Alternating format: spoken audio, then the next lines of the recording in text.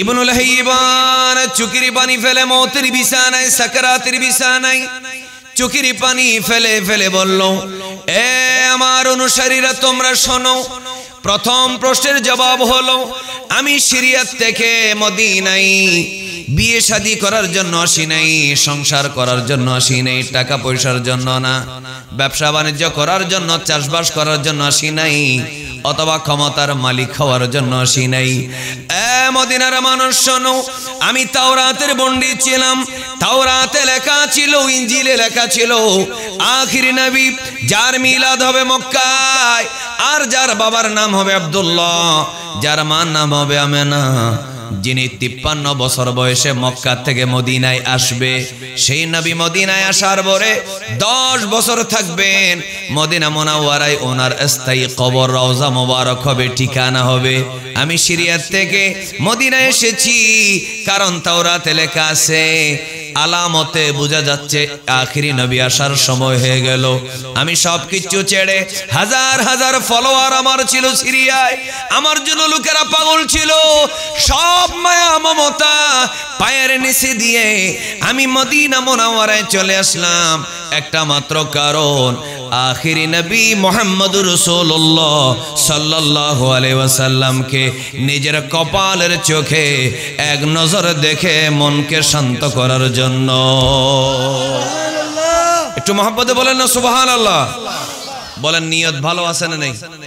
বলেন কেন নিয়ত আছে না নেই? তিনি বললেন আমি আখিরি নবীকে দেখার জন্য।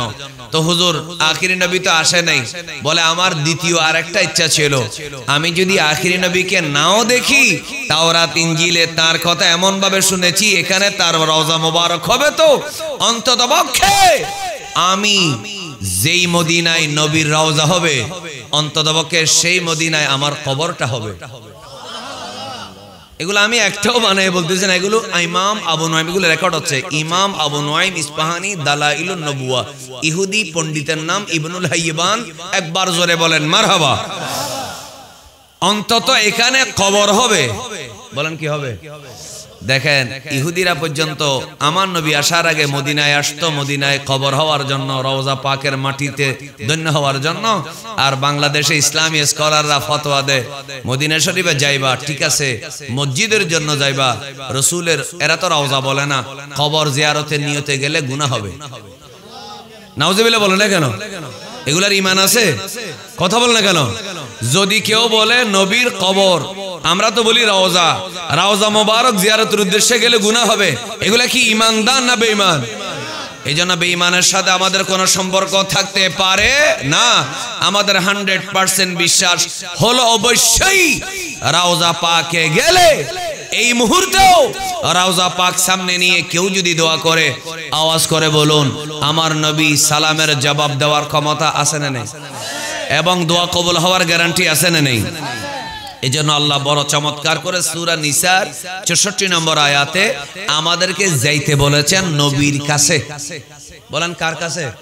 সবাই সবাই বলেন তো দেখি কার কাছে? আমি শুনি নাই, সবাই বলেন। মসজিদের কাছে না নবীর কাছে? আরেকবার বলেন আলহামদুলিল্লাহ। তা আমরা নবীর কাছে যেতে চাই না? আল্লাহ কি বলেছেন দেখেন, আল্লাহ বলেন, আল্লাহ রাব্বুল আলামিন বলেন, ওয়ালাউ আন্নাহুম ইযলামু আনফুসাহুম জাআউকা ফাস্তাগফিরুল্লাহ ওয়াস্তাগফারা লাহুমুর রাসূল লাওয়াজাদুল্লাহ তাওয়াবার রহিমা। আল্লাহু আকবার বলেন। এজন্য আমার ভাইরাম, এই পূর্ব বাঁশখালী উপজেলার গাউসিয়া তিয়াবিয়া জালালিয়া সুন্নিয়া মাদ্রাসার ময়দানে অথবা সংলগ্ন স্থানে, মাঠের মধ্যে, বিলের মধ্যে যারা বসেছেন, একবার আওয়াজ করে বলুন আমরা সোনার মদিনায় যাইতে চাই কি চাই না? যাদের যাওয়ার ইচ্ছা আছে সকলে মহব্বত আমার সাথে বলেন নবীর রওজা শরীফ। বলেন নবীর রওজা শরীফ দেখে মন ভরে না, দিদার দাও গো শাহে মদিনা।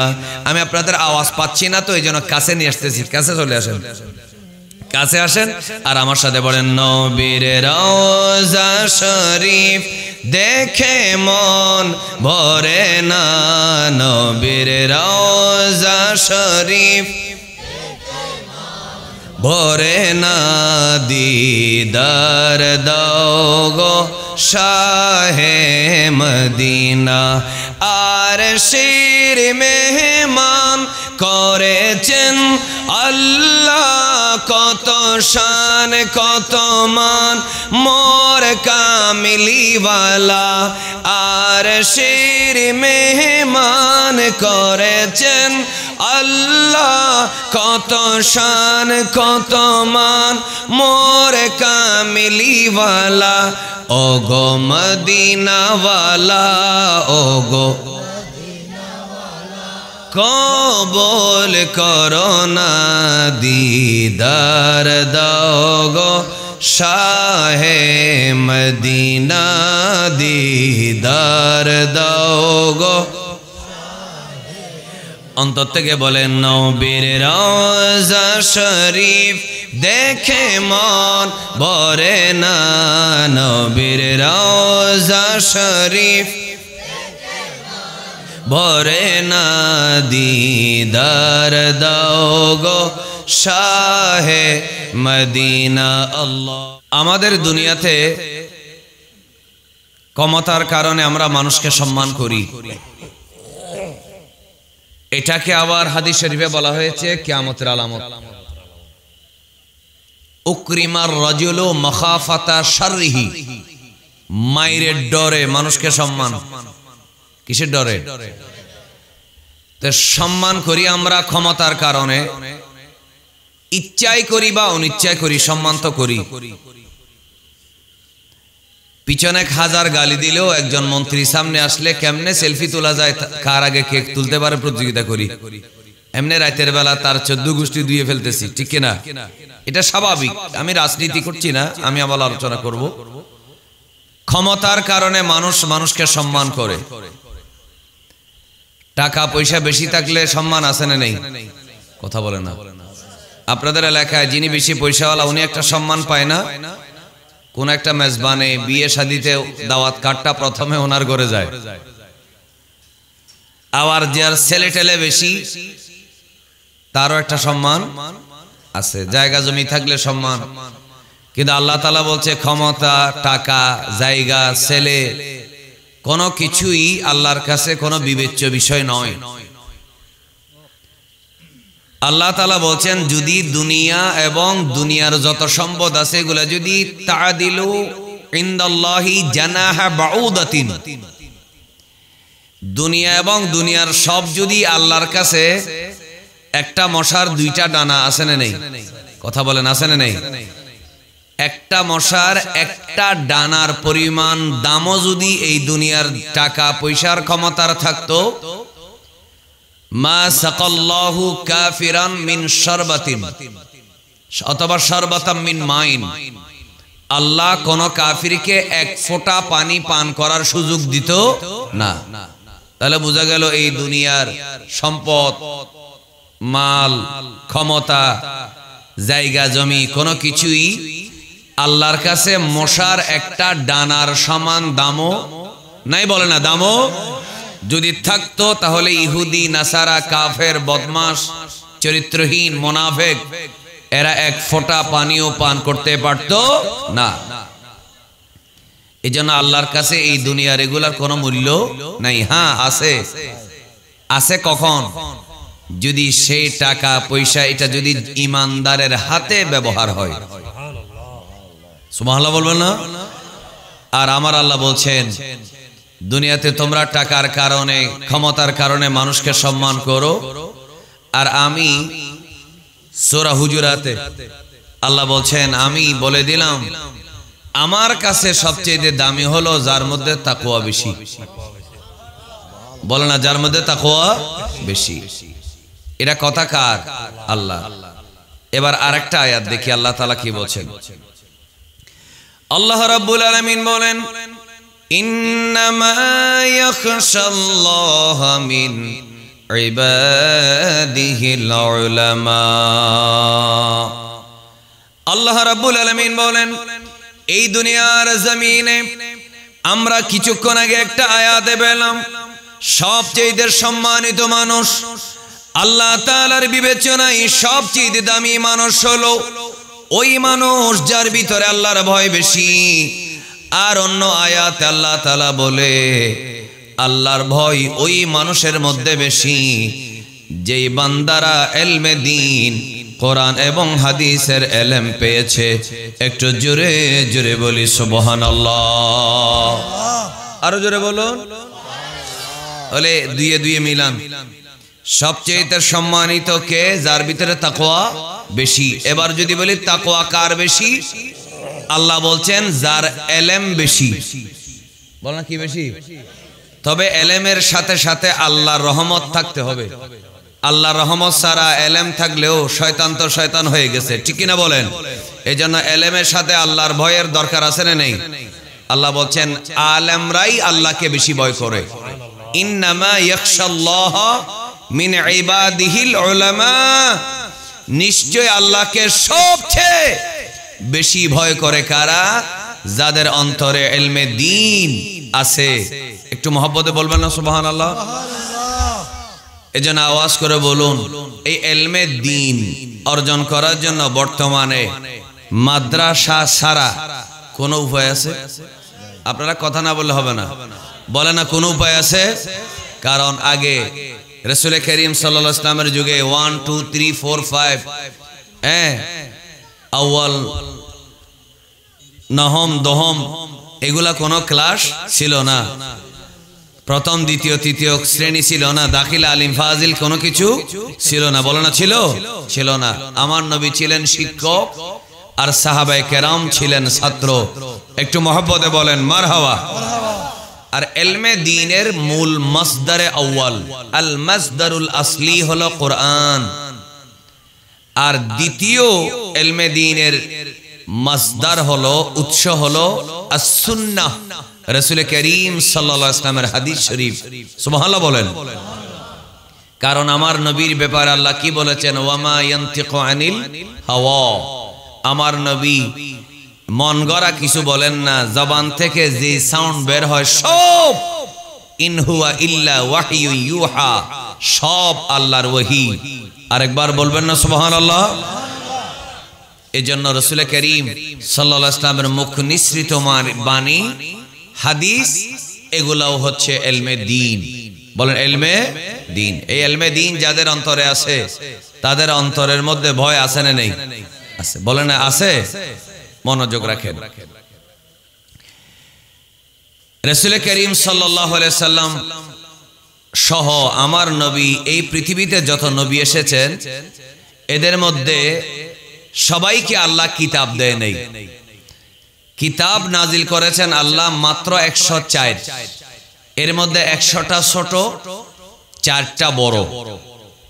4টা বড় কিতাবের নাম কি? তাওরাত, জাবুর, ইনজিল, কোরআন। সুবহানাল্লাহ। আরেকবার বলেন সুবহানাল্লাহ। আমাদের কিতাবের নাম কি? তাওরাত, কি কোরআন। আলেম ওলামা না, সাধারণ শিক্ষিত মানুষ কেউ যদি জিজ্ঞেস করেন তাওরাত আসেনি, সবাই বলবে তাওরাত নেই। অথচ তাওরাত এটা আল্লাহ পাক মুসা আলাইহিস সালামের উপরে নাজিল করেছেন। ইনজিলও নেই, অথচ এটা আল্লাহ ঈসা আলাইহিস সালামের উপরে নাজিল করেছেন, এটাও কালামে ইলাহি। জাবুরও নেই, এটা আল্লাহ দাউদ আলাইহিস সালামের উপরে নাজিল করেছেন, এটাও কালামে ইলাহি। আছে শুধু কোরআন। কারণ এই কোরআন 100টা সহিফাও নাই, আছে শুধু কোরআন। 104টার মধ্যে 103টাই চলে গেল, কোরআন রয়ে গেল। কারণ কিয়ামত পর্যন্ত আল্লাহ পাক আমার নবীকে মদিনা মুনাওয়ারায় জিন্দা রেখেছেন। সুবহানাল্লাহ। এজন্য আমরা যে ইসলাম পেয়েছি এই ইসলামও জিন্দা। আমরা যে কোরআন পেয়েছি সে কোরআনও জিন্দা। আমরা যে নবী পেয়েছি, বলেন না মুহাম্মাদুর রাসূলুল্লাহ সাল্লাল্লাহু আলাইহি ওয়াসাল্লাম, সেই নবীও জিন্দা। আরেকবার জোরে বলেন মারহাবা। বলেন কোন সন্দেহ আছে? মনোযোগ। এই যে কোরআন সুন্নাহর জ্ঞান থেকে আলেমরা ইলম পায়, আমি আপনাদেরকে, যেহেতু আপনারা মাত্র এখনো বেশি মানুষ আসেন নাই, আমি কিছু কথা বলি আপনাদের বুঝবেন, তারপরে ওয়াজের মূলে চলে যাব। এখানে প্রবাসে মানুষ নাই, দুবাই মানুষ আসেন নাই। আজকে থেকে 20-25 বছর 30 বছর আগে আমাদের এলাকায় যে সমস্ত আমাদের চাচা জেঠারা বিদেশে থাকতো, বড় ভাইয়েরা, এদের বউয়েরা আমাদের কাছে আসতো, বলতো ভাইফুত অথবা বাগিনা অথবা ছোট ভাই, তোমার চাচাকে তোমার বদ্দাকে একটা চিঠি লিখে দাও, ঠিক না? এরকম আপনারা লিখেন নাই, আমি অনেকে চিঠি লিখছি। তো উনি প্রথমে বলতো, তুমি লেখো ঘরের দক্ষিণ দিকের জমির এটা খিল যাচ্ছে, এটা চাষ করতে হবে, পুকুরে মাছ ফেলতে হবে, মেয়ের সম্বন্ধ আসতেছে, কিছু টাকা লাগবে। কিন্তু আমি কি করতাম, স্বামী পত্রের শুরুতে অন্তরের ভালোবাসা নিবা এরকম লিখে দিতাম, কারণ আমরা তো ব্যাকরণ পড়ছি, তো এই জন্য ভালোবাসা লিখে তারপরে স্বামীকে ওই লিস্টিটা দিতাম।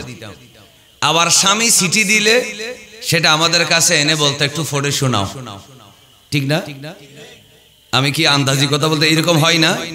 কারণ তখনও কি বের হয় নাই, মোবাইলও বের হয় নাই, তখন হোয়াটসঅ্যাপ, ইমো এগুলো কিছু ছিল না। চিঠি দিত স্বামী, তাও আরেকজনকে লিখিয়ে, আবার স্ত্রী পড়তে জানতো না, আমাদেরকে দিয়ে পড়াতো। কত আগ্রহ। আবার যখন বিদেশ থেকে আসতো, দেখা যেত আমাদেরকে আতর বা কিছু কিছু গিফট করতো, কারণ চিঠি লিখে দিচ্ছি, চিঠি উনি দিচ্ছে, আমরা সেটাকে পড়ে শোনাচ্ছি, এটার মধ্যে একটা আনন্দ আছে না নেই? বিদেশ থেকে স্বামীর চিঠি এসেছে, এটার জানার জন্য সন্তান চিঠি দিয়েছে, মা এসে বলতেছে, বাবা আমার কলিজার টুকরা দুবাই থেকে ওমান থেকে চিঠি দিয়েছে, একটু পড়ে শোনাও। কত আগ্রহ, ভালোবাসা। কোনদিন বাঁশখালী এলাকার মানুষ চিন্তা করেছেন আল্লাহ লৌহে মাহফুজ থেকে আপনার জন্য একটা চিঠি দিয়েছেন, কি করলে আপনি বেহেশতে যাবেন? আপনি সুবহানাল্লাহর আওয়াজ করেন নাই তো, আপনাদের মনে ভালো লাগতেছে না? একটু মহব্বতের আওয়াজে বলেন না সুবহানাল্লাহ। আল্লাহ আপনার জন্য কি চিঠি দিয়েছে, এটা আপনার পড়ার জানার দরকার আছে না নেই? ছেলে চিঠি দিছে, মার জানার কত আগ্রহ। বাবা চিঠি দিয়েছে, সন্তানের জানার কত আগ্রহ। স্বামী চিঠি দিয়েছে, পড়তে পারে না, আলেমের কাছে, স্কুল কলেজের ছাত্রের কাছে নিয়ে যায়, কত আগ্রহ। অথচ আমার আল্লাহ কোরআন দিয়েছে, যালিকাল কিতাবু লা রাইবা ফীহি হুদাল লিল মুত্তাকিন। অথচ সে কোরআনে কি আছে এটা জানার আগ্রহ আমাদের মধ্যে নাই। বলেন আছে? নাই। এই কোরআন কি, কোরআনে আছে কি, এটা জানার জন্য হলো মাদ্রাসা ইলমে দ্বীনের মার্কাজ। একটু জোরে বলি সুবহানাল্লাহ। বলেন, কোনো সন্দেহ আছে? এবার আসুন, সব কিতাব দুনিয়ার থেকে চলে গেল, কোরআন রয়ে গেল। কেন? কারণ ইসলাম এটা কি নির্দিষ্ট সময়ের জন্য আসছে না সব সময়ের জন্য? যেহেতু ইসলাম কিয়ামত পর্যন্ত থাকবে, এজন্য কোরআনও আল্লাহ দুনিয়াতে রেখে দিয়েছেন। আল্লাহ বলছেন, ইন্না নাহনু নাযালনা যিকরা ওয়া ইন্না লাহু লাহাফিজুন। একটু জোরে বলি সুবহানাল্লাহ। কোরআনে আপনি ছোটকালে কিভাবে থাকবেন, বিয়ে শাদী কিভাবে করবেন, ব্যবসা কিভাবে করবেন, আপনি বাণিজ্য কিভাবে করবেন, সংসার কিভাবে করবেন, দেশ কেমনে চালাবেন, মানুষ কেমনে ভালো থাকবে, সব কোরআন ও হাদিসে আছে না নেই? সেই সাথে আরেকটা জিনিস আছে, কোরআন যেখানে আছে সেখানে আল্লাহর রহমত বর্ষিত হয়। এই যে প্যান্ডেলের মধ্যে আমরা বসে বসে কোরআন তেলাওয়াত করতেছি, দুরূদ শরীফ পড়ছি, আওয়াজ করে বলেন সওয়াব আছে না নেই? আপনি কি মনে করেছেন আপনার এই বিল্ডিং লোহা মজবুত থাকার কারণে, বেশি সিমেন্ট দেওয়ার কারণে টিকে আছে? না। Dhaka, Chittagong, Singapore, Malaysia, Dubai, Burj Khalifa, এগুলো কিছুই, যেই বড় বড় টাওয়ার 100-200 তলা, এগুলা কোন রড সিমেন্টে দাঁড় করায় রাখে নাই। খোদার কসম, আল্লাহর কোরআনের চর্চা আছে, নামাজ আছে, আজানে কামত আছে, এই জন্য এই দুনিয়ার জমিন এখনো টিকে আছে। আওয়াজটা হয় না, আরো জোরে বলেন না সুবহানাল্লাহ। কিছু কিছু সময় ইশারা করলে সুবহানাল্লাহ বলবেন, এটা সুন্নিদের মাহফিলের একটা বৈশিষ্ট্য। দেখি আরেকবার বলেন তো সুবহানাল্লাহ। এই দুনিয়ার জমিন এটা টিকিয়ে রাখছে কে? বৃষ্টি দেয় পানি মন্ত্রী, খাদ্য দেয় খাদ্যমন্ত্রী, হ্যাঁ দেয়। তারপরে দুর্যোগ মন্ত্রী, আপনাকে বাতাস আর লবণ দেয়, কে দেয়? সবাই একবার জোরে বলতে হবে, রিজিকের মালিক কে? আল্লাহ। দুনিয়া আখিরাতের সব সমস্যার সমাধান যেমন আছে, কোরআন যেখানে চর্চা হয়, রসুলের হাদিস যেখানে পড়া হয়, এবং যেখানে মাদ্রাসা থাকে, যেখানে ছোট্ট বাচ্চারা সকালবেলা ইয়াসিন দিয়ে শুরু করে, আলিফ লাম দিয়ে শুরু করে, আলিফে আল্লাহ বা দিয়ে বাইতুল্লাহ বলে শুরু করে, আলহামদুলিল্লাহি রাব্বিল আলামিন বলে, আউযু বিল্লাহি মিনাশ শাইতানির রাজিম বলে, বিসমিল্লাহির রহমানির রহিম বলে, খোদার কসম মাসুম বাচ্চাদের এই যে কোরআনের পাখিদের মিষ্টি মিষ্টি আওয়াজের উসিলায় সূর্য উদয় হয়, মানুষের অক্সিজেন থাকে, সাগরে মাছ হয়, জমিনে ফসল হয়। একটু জোরে বলবেন না সুবহানাল্লাহ? বলেন, কোন সন্দেহ আছে? আসুন, রাসূল করিম সাল্লাল্লাহু আলাইহি ওয়াসাল্লাম এই দুনিয়ার জমিনে আসার আগেও এই কোরআন নিয়ে আমার নবীর উসিলায় অন্যান্য ধর্মের লোকেরা আল্লাহর কাছ থেকে পেয়েছে। এই বিষয়ে আপনাদের বিশ্বাস আছে? আচ্ছা, আপনারা যারা বাঁশখালীর মানুষ বসছেন, আমার দিকে তাকান, একবার আমার দিকে দেখেন তো সবাই, এদিকে দেখেন। মোবাইল টোবাইল গুলো পকেটে ঢুকাও, সবগুলো মোবাইল পকেটে ঢুকাও, কিছুক্ষণ অফলাইন থাকো। অনলাইন সবসময় ভালো না, অনলাইনের ভিতরে এক শয়তানও আছে, আছে না নেই? এই জন্য কিছুক্ষণ এদিকে দেখো। আপনারা রাগ করতেছেন? কারণ গৌসে পাকের যুগে ক্যামেরাগুলো ছিল না, কিন্তু গৌসে পাকের কথা মানুষের মগজে মগজে, হৃদয়ে হৃদয়ে, আছে না নেই? গৌসিয়া কমিটি কার নামে? গৌসে পাকের নামে। সে সময় কোনো মোবাইল ক্যামেরা এগুলো কিচ্ছু, তখন মানুষের মগজে কলবের ভিতরে গৌসে পাকের কথাগুলো লেখা ছিল। আর এখন ক্যামেরা মোবাইল আছে, 5,000 ওয়াজ শোনার পরেও 5টা প্রশ্ন জিজ্ঞেস করলে এই ছেলেরা পারবে না। কেন? কারণ সব মোবাইলের ভিতরে আছে, মাথার ভিতরে কিছু নাই। আমার কথা রাগ করেছেন? এই জন্য ওই মোবাইল টোবাইল রেখে দিয়ে কিছুক্ষণ আলেম ওলামাদের দিকে দেখেন। আল্লাহ আমাদের সবাইকে বোঝার তৌফিক দেখ। আমিন বলেন। সবাই একবার বলুন, আমার নবীর উসিলা আমরা চাই। আওয়াজ করে বলুন, আমরা চাই। নবীর উসিলা ধরে দোয়া করলে পাওয়া যায়, কোরআনের উসিলা ধরে দোয়া করলে পাওয়া যায়। আপনারা কোন আকীদার আমি কনফার্ম জানি না, কিন্তু একটা কথা আপনাদেরকে বলি, বাংলাদেশ সহ সারা পৃথিবীতে কিছু মানুষ এমনও আছে যারা মনে করে আমার নবীর উসিলা ধরে যদি বলে, আল্লাহ তোমার নবীর উসিলায় আমার গুনাহ মাফ করে দাও, তোমার নবীর উসিলায় আমাদেরকে বৃষ্টি দাও, এটা বললে শিরিক হয়। আপনারা কিন্তু নাউজুবিল্লাহ বলেন নাই, এখানে সন্দেহ আছে। এজন্য আরেকবার জোরে বলেন নাউজুবিল্লাহ। বলেন, আমার নবীর উসিলা ধরে আল্লাহ তোমার নবীর উসিলায় বৃষ্টি দাও, এটা বলে কি শিরিক হবে? না। আল্লাহ তোমার নবীর উসিলায় আমার গুনাহ মাফ করো, এটা বলে কি শিরিক হবে? বরং দোয়া কবুল হবে। যতক্ষণ আপনি দরুদ শরীফ পড়েন নাই, ততক্ষণ আপনার দোয়া আসমান ও জমিনের মাঝখানে কি থাকবে? লটকে থাকবে। যখনই দরুদ শরীফ পড়বেন, আপনার নামাজ, আপনার রোজা আল্লাহর দরবারে কবুল হবে। একবার জোরে বলেন মারহাবা। আমার ভাইয়েরা মনোযোগ, আল্লাহ রাব্বুল আলামিনের জন্য কোরআনে সূরা বাকারায় বলেন, ওয়ালাম্মা জাআহুম কিতাবুম মিন ইনদিল্লাহি মুসাদ্দিকুল লিমা মাআহুম ওয়া কানু মিন ক্বাবলু ইস্তাফতিহুনা আলাল লাযীনা কাফারু। একটু মহব্বতে বলেন তো আল্লাহু আকবার। ডানে বামে দেখা যাবে না, এদিকে দেখতে হবে। কারণ রাসূল করিম সাল্লাল্লাহু আলাইহি ওয়াসাল্লাম আমাদেরকে দেখতেছেন, এই বিশ্বাস আমাদের আছে না নেই? আমরা বড় আশা নিয়ে আসছি, কি বিরিয়ানির জন্য নাকি নবীর প্রেমে? আবার আমি কিন্তু একটা ছেলেকে বারবার নোটিস করছি, এরা নিজেরা গুতাগুতি করতেছে। তোমরা না বসলেও মাহফিল এটা চলবে, ভালো না লাগলে চলে যেতে পারো।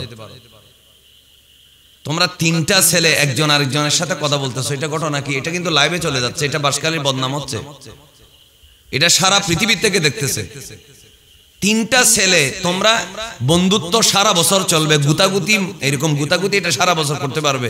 এই যে কোরআন হাদিসের কথাগুলো বলতেছি, মস্কারি পাইছো, চলে যাও, আল্লাহ হাফেজ, চলে যাও, দোয়া করতেছি আল্লাহ তোমাদের হায়াত দারাজ করুক, যাও। কেন নিজেকে নিজে বেইজ্জত করতেছো?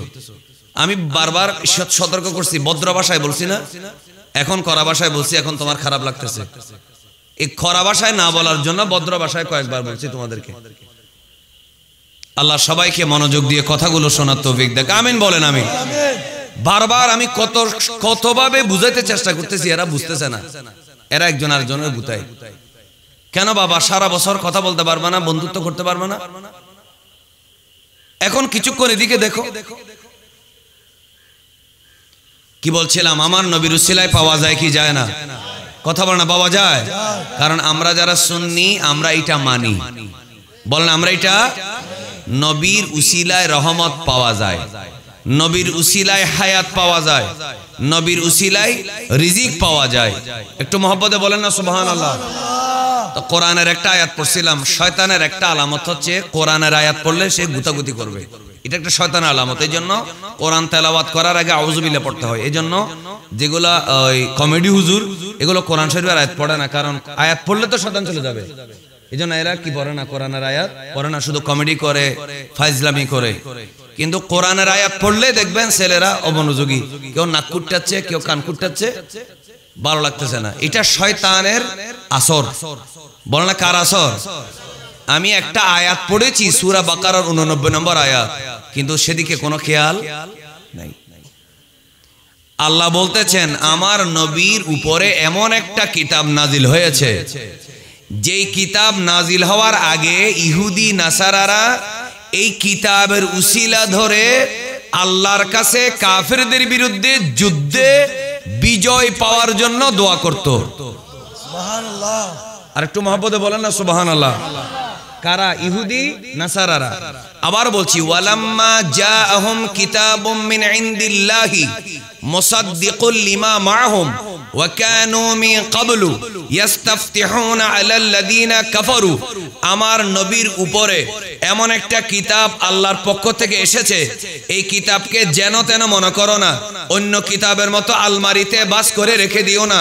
এই কিতাব নাজিল হওয়ার আগে, বলেন না, নাজিল হওয়ার আগে আমার নবীও আসে নাই, এই কিতাবও আসে নাই। তখন থেকেই ইহুদিরা নাসারারা আল্লাহর কাছে বলতো, আল্লাহ আখিরি নবী যিনি এখনো আসেন নাই, কোরআন যেটা এখনো নাজিল হয় নাই, সেই নবীর উসিলায়, সে কোরআনের উসিলায় কাফের ফেরাউন নমরুদের বিরুদ্ধে আমাদেরকে বিজয় দাও। এই কথা বলে ইহুদি নাসারার আগেও বিভিন্ন সময় বিভিন্ন নবীর উম্মতরা আমার নবীর উসিলায়, কোরআনের উসিলায় যতবার দোয়া করেছে, আমার আল্লাহ প্রতিবার মানুষের দোয়া কবুল করেছে। সুবহানাল্লাহ। এই বিষয়টা আমাদের ঠান্ডা মাথায় ভদ্রভাবে বসে জানার দরকার আছে না নেই? এই কথাটাই বলছি, তোমরা মনে কষ্ট আনলে আমি ক্ষমা চাই, কিন্তু মনোযোগ দিয়ে কথাগুলো শুনতে হবে। যে স্কুলে ভর্তি হয় নাই তার জন্য কোনো আইন আছে? 9টা বাজে ঢুকতে হবে, 5টায় বের হতে হবে, জাস্ট টাইমে টিফিনে বের হতে হবে, ঢুকতে হবে, দাঁড়াইতে বলে দাঁড়াইতে হবে, বাংলা শিখতে হবে, আরবি শিখতে হবে, ইংরেজি শিখতে হবে, অনেক কাজ আছে না নেই? অ্যাসেম্বলিতে দাঁড়ানোর নিয়ম আছে। মাহফিলে ঢুকে গেছেন, আপনি স্কুলে ভর্তি হয়ে গেছেন, এখানে কিছু নিয়ম কানুন আছে। যে স্কুলে ভর্তি হয় নাই, মাস্টারে তাকে বেদ নিয়ে দৌড়ানোর কোনো অধিকার আছে নাই। এজন্য আমি আপনাদের সবাইকে বিনয়ের সাথে বলছি, আল্লাহ সবাইকে আরো মনোযোগী হওয়ার তৌফিক দেখ, আমিন বলেন। দেখেন কি চমৎকার আয়াত, কোরআনের সূরা বাকারার 89 নম্বর আয়াত। যে কোরআন আপনার বাসায় আছে, আপনি এটা দুলি বালি দিয়ে ভর্তি করে রেখেছেন, উল্টান না। অথচ সে কোরআনের উসিলা ধরে ইহুদিরা আল্লাহর কাছে দোয়া করলে আল্লাহ বিজয় দিত। সুবহানাল্লাহ বলেন না, আল্লাহ কি দিত? বিজয় দিত। আমরা মনে করি ইহুদিদের অস্ত্র বেশি, শস্ত্র বেশি, এদের সৈনিক বেশি, সামরিক বাহিনী সমরাস্ত্র বেশি, এদের ট্রেনিং বেশি, টাকা পয়সা বেশি। না, ইসলাম আসার আগে এরা আমার নবীর উসিলা ধরেই আল্লাহর কাছে বিজয় পেয়েছিল। সুবহানাল্লাহ বলেন। এখন একটা প্রশ্ন করি সামনে যাওয়ার আগে, এখনো সেই নবী মদিনায় জিন্দা আছে না নাই? আরেকবার জোরে বলুন, এখনো এই কোরআন জিন্দা পৃথিবীতে আছে না নেই? এখন যদি সেই নবীর উসিলায় দোয়া করি, এখন যদি আমার প্রিয় নবী সাল্লাল্লাহু আলাইহি ওয়াসাল্লামের উপরে নাজিল হওয়া কোরআনের উসিলায় দোয়া করি, দোয়া কবুল হওয়ার গ্যারান্টি আছে? এই কথাটা শুনেন। ইমাম আবু নুআইম ইস্পাহানি দালাইলুন নবুয়ত কিতাবের মধ্যে একটা ছোট্ট ঘটনা এনেছেন। একজন ইহুদি পণ্ডিত, বাড়ি ছিল সিরিয়ায়। কোথায় ছিল বললাম? সিরিয়ায়। সে আমার প্রিয় নবী সাল্লাল্লাহু আলাইহি ওয়াসাল্লাম মদিনায় যাওয়ার অনেক দিন আগে সে সিরিয়ার থেকে ঘর বাড়ি রেখে, বউ বাচ্চা সংসার টংসার সব রেখে, কি কারণে কাউকে বলে নেই, সে চলে আসছে ইয়াসরাবে। তখন নাম ছিল ইয়াসরাব, বর্তমানে এটা আমার নাম হলো আল মাদিনাতুল মুনাওয়ারা। একটু জোরে বলেন মারহাবা। আপনাদের সেই মদিনায় যাওয়ার ইচ্ছে আছে তো? আল্লাহ এই যুবকদেরকে, যারা আজকে মাহফিলে বসেছে, হাজার হাজার যুবক মাইকের আওয়াজে ওয়াজ শুনতেছে, আমি আনতে পারি নাই, যাদের কিছুটা মহব্বত আছে বলে আসছে, আল্লাহ এদেরকে শক্তি থাকতে মদিনা মুনাওয়ারায় যাওয়ার তৌফিক দেন। আরো জোরে বলেন আমিন। মনোযোগ। কি বলছিলাম? রাসূল করিম সাল্লাল্লাহু আলাইহি ওয়াসাল্লাম মদিনায় যাওয়ার, এমনকি দুনিয়াতে আসার আগে সিরিয়ার ইহুদি পণ্ডিত বউ বাচ্চা সংসার ছেড়ে মদিনায় ঘর বানাইলো। কেউ জানে না কেন আসলো। এত বড় পণ্ডিত, তাওরাত ও তার মুখস্থ, ইনজিলের উপর জ্ঞানী, অনেক কিছুই জানে। এমনকি এত বেশি সে পরহেজগার ছিল, মুস্তাজাবুদ দাওয়াত ছিল। সুবহানাল্লাহ বলেন। কি ছিল? মুস্তাজাবুদ দাওয়াত।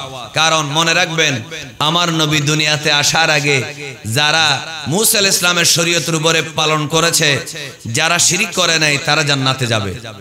যারা আমার নবী আসার আগে যারা ঈসা আলাইহিস সালামের শরীয়ত পালন করেছে, শিরিক করে নাই, ঈসা আলাইহিস সালামকে আল্লাহর ছেলে বলে নাই, তারা কোথায় যাবে? জান্নাতে যাবে। ঠিক কিনা বলেন? কারণ আল্লাহ তো নবীদেরকে পাঠাইছে মানুষকে জান্নাতি বানানোর জন্য, ঠিক না? ঠিক তেমনি এই মানুষটাও একজন ঈমানদার ছিল, মুশরিক ছিল না। মুসা আলাইহিস সালামকে, উযায়ের আলাইহিস সালামকে আল্লাহর ছেলে বলতো না, আর ঈসা আলাইহিস সালামকেও আল্লাহর ছেলে বলতো না। ভালো ইহুদি বলে না? কি ইহুদি? আমার নবী আসার আগে। কেন সে আসলো কেউ জানে না। এর মধ্যে মদিনার তিনজন যুবক, তার এলেম কালাম চাল চলন কথাবার্তা দেখে তিনটা ছেলে তার ফলোয়ার হয়ে গেছে। আমরা বর্তমানে ফলোয়ার বলি আর কি, আর এটা মূলত ইসলামের পরিভাষায় হচ্ছে মুরিদ। সুবহানাল্লাহ বলেন। কি? মুরিদ। মুরিদ হয়ে গেছে, অনুসারী হয়ে গেছে। কয়জন? এমনি সবাই ফলোয়ার। এর মধ্যে তিনজন যারা পরে নবীর সাহাবী হয়েছে, আমি তিনজনের কথা বলছি, মনোযোগ। হঠাৎ করে একদিন এই লোকটা ভালো, রাত দিন ইবাদত করে, কারোর সাথে ঝগড়া ফাসাদ করে না, মিথ্যা কথা বলে না, কাউকে ঠকায় না, এটা সবাই জানে। একটা কথা মনে রাখবেন, আমার পকেটে যদি একটা আতরের ডিব্বা থাকে, কিসের ডিব্বা? এটা কিন্তু 2-3 হাত 10 হাত দূরের থেকে গন্ধ পাওয়া যাবে কিনা? সুগন্ধি পাওয়া যাবে। ঠিক তেমনি দুর্গন্ধ পাওয়া যায়, ঠিক কিনা? এজন্য কোন মানুষের ভিতরে যোগ্যতা থাকলে এটা বলতে হয় না, এটা এমনিতেই বের হয়ে যায়। সুবহানাল্লাহ বলেন। তো তিনিও যোগ্য ছিলেন, এটা মদিনার সবাই জেনে গেছে। এই তিন সাহাবীর কথা বলি। তারা বললেন, ইমাম আবু নুআইম ইসফাহানি দালাইলুন নবুওয়াতে বলছেন, হঠাৎ একবার মদিনা শরীফে বৃষ্টি কি হয়ে গেছে? বন্ধ হয়ে গেছে। এরকম আমাদের দেশেও গত বছর দেরিতে বৃষ্টি হওয়ার কারণে আমরা বৃষ্টি নামাজ পড়ছি না বিভিন্ন জায়গায়। ঢাকাতে হয়েছে, চট্টগ্রামে হয়েছে, দেরিতে বৃষ্টি হওয়ার কারণে। আপনারা পড়েন না, কারণ আপনাদের এখানে বৃষ্টি দেরিতে হইলে লবণের ইনকাম বেশি, এটা আমি জানি।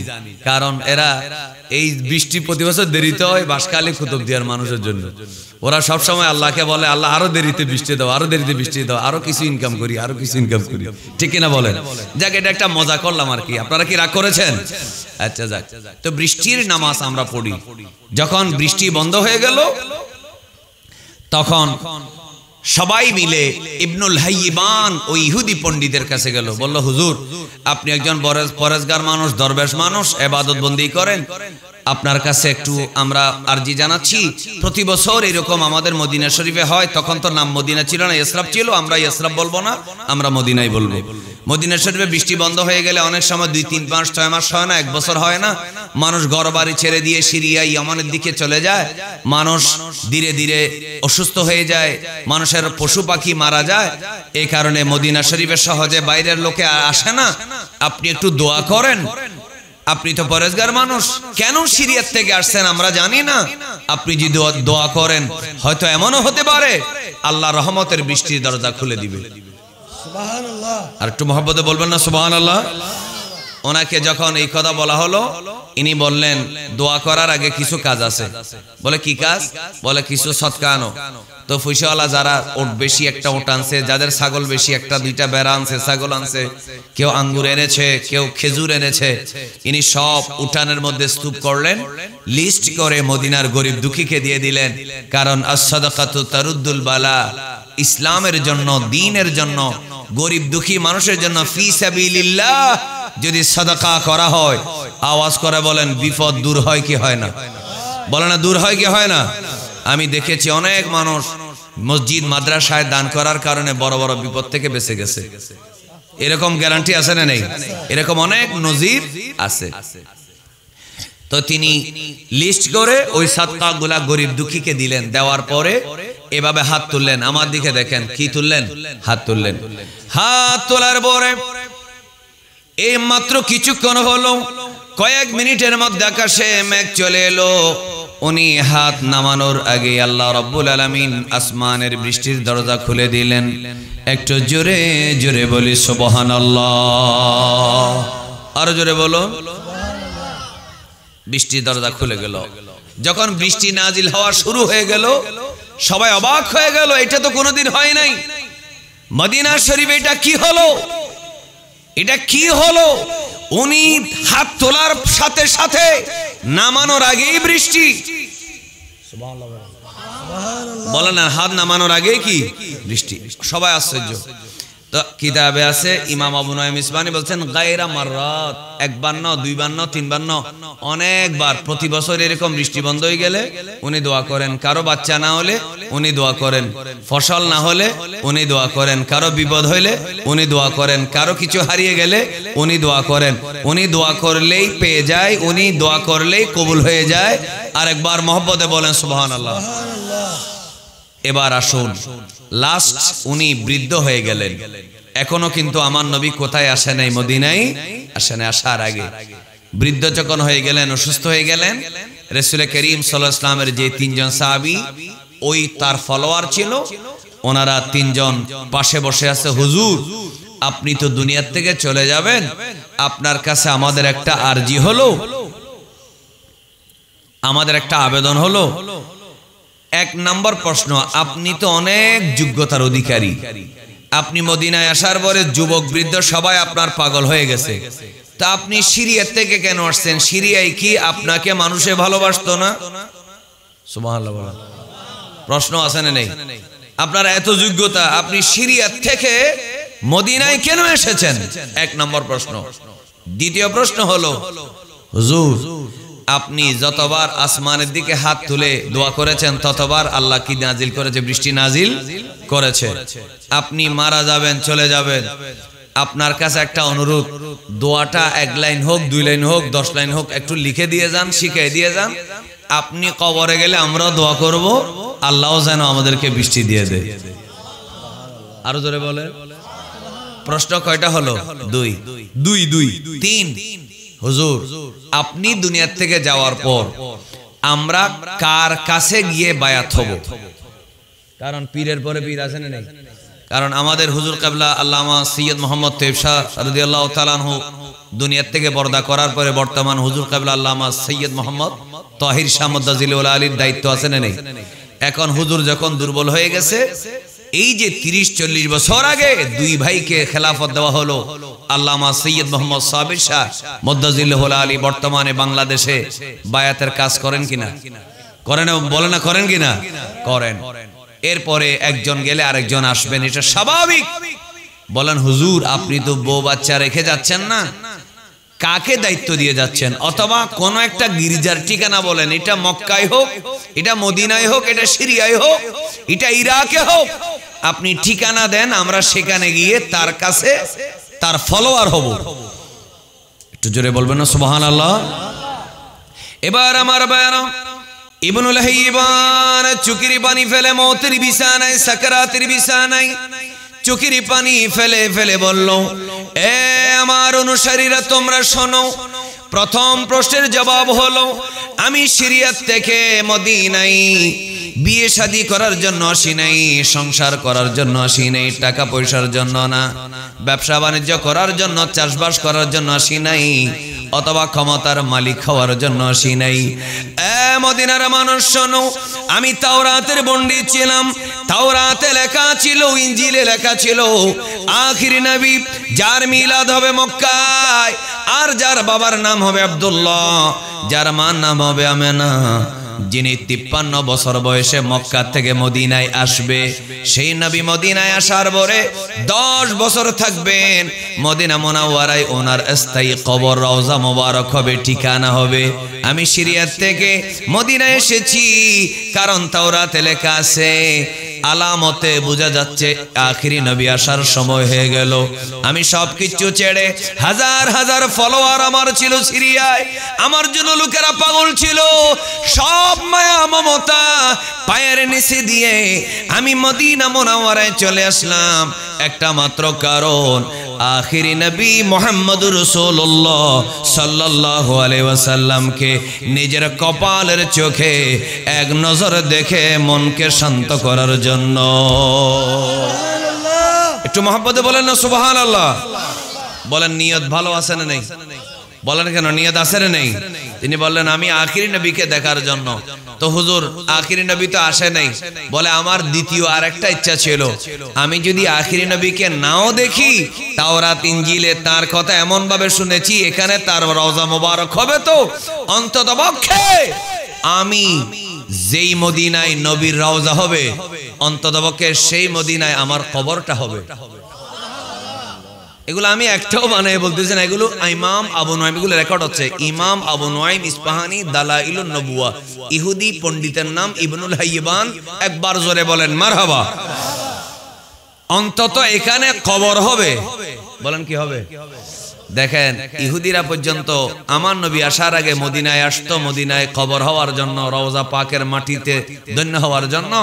আর বাংলাদেশে ইসলামী স্কলাররা ফতোয়া দেয় মদিনা শরীফে যাইবা ঠিক আছে, মসজিদের জন্য যাইবা, রসুলের, এরা তো রওজা বলে না, কবর জিয়ারতের নিয়তে গেলে গুনাহ হবে। নাউজুবিল্লাহ বলে না কেন? এগুলার ঈমান আছে? কথা বল না কেন? যদি কেউ বলে নবীর কবর, আমরা তো বলি রওজা, রওজা মোবারক জিয়ারতের উদ্দেশ্যে গেলে গুনাহ হবে, এগুলা কি ঈমানদার না বেঈমান? এই জন্য বেঈমানের সাথে আমাদের কোনো সম্পর্ক থাকতে পারে না। আমাদের 100% বিশ্বাস হলো অবশ্যই রওজা পাকে গেলে, এই মুহূর্তেও রওজা পাক সামনে নিয়ে কেউ যদি দোয়া করে, আওয়াজ করে বলুন আমার নবী সালামের জবাব দেওয়ার ক্ষমতা আছে না নেই? এবং দোয়া কবুল হওয়ার গ্যারান্টি আছে না নেই? এই জন্য আল্লাহ বড় চমৎকার করে সূরা নিসার 64 নম্বর আয়াতে আমাদেরকে যাইতে বলেছেন নবীর কাছে। বলেন কার কাছে? সবাই সবাই বলেন তো দেখি কার কাছে? আমি শুনি নাই, সবাই বলেন। মসজিদের কাছে না নবীর কাছে? আরেকবার বলেন আলহামদুলিল্লাহ। তা আমরা নবীর কাছে যেতে চাই না? আল্লাহ কি বলেছেন দেখেন, আল্লাহ বলেন, আল্লাহ রাব্বুল আলামিন বলেন ওয়ালাউ আন্নাহুম ইয়ালামু আনফুসাহুম জাআউকা ফাস্তাগফিরুল্লাহা ওয়াস্তাগফারা লাহুমুর রাসূল লাওয়াজাদুল্লাহা তাওয়াবার রহিমা। আল্লাহু আকবার বলেন। এজন্য আমার ভাইরাম, এই পূর্ব বাঁশখালী উপজেলার গাউসিয়া তিয়াবিয়া জালালিয়া সুন্নিয়া মাদ্রাসার ময়দানে অথবা সংলগ্ন স্থানে, মাঠের মধ্যে, বিলের মধ্যে যারা বসেছেন, একবার আওয়াজ করে বলুন আমরা সোনার মদিনায় যাইতে চাই কি চাই না? যাদের যাওয়ার ইচ্ছা আছে সকলে মহব্বত আমার সাথে বলেন নবীর রওজা শরীফ। বলেন নবীর রওজা শরীফ দেখে মন ভরে না, দিদার দাও গো শাহে মদিনা। আমি আপনাদের আওয়াজ পাচ্ছি না, তো এই জন্য কাছে নিয়ে আসতেছি। কাছে চলে আসেন, কাছে আসেন আর আমার সাথে বলেন নবীর রওজা শরীফ দেখে মন ভরে না, নবীর রওজা শরীফ ভরে না দিদার দাও গো শাহে মদিনা। আর শির মেহমান করেছেন আল্লাহ, কত শান কত মান মোর কামিলিওয়ালা। আর শির মেহমান করেছেন আল্লাহ, কত শান কত মান মোর কামিলিওয়ালা। ও গো মদিনাওয়ালা, ও গো কবুল করো না দিদার দাও গো শাহে মদিনা। দিদার দাও গো। অন্তর থেকে বলেন নবীর রওজা শরীফ দেখে মন ভরে না। নবীর রওজা শরীফ ভরে না দিদার দাও গো শাহে মদিনা। আল্লাহুম্মা সাল্লি জোরে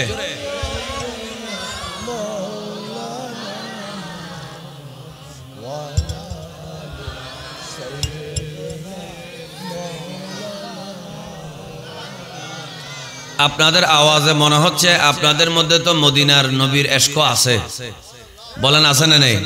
তাহলে ওই যেটা বললাম বাবাজানের ওরস হওয়ার কারণে আরো কিছু আশেক থাকতো, ঠিক কিনা বলেন? একটু মহব্বতে বলেন মদিনা যাওয়ার ইচ্ছে আছে তো? আমি লিখিব চিঠি দেব তোমায়, পাখি পৌঁছে দিও রওজায়। আমি লিখিব চিঠি দেব তোমায়, পাখি পৌঁছে দিও রওজায়। আমি থাকব বসে আশায়, চিঠির উত্তর আসবে আমার গায়। আমি লিখিব চিঠি দিব তোমায়, পাখি পৌঁছে দিও রওজায়। সুবহানাল্লাহ বলেন। আমি থাকব বসে আশায়, আমি থাকব বসে আশায়, চিঠির উত্তর আসবে আমার গায়।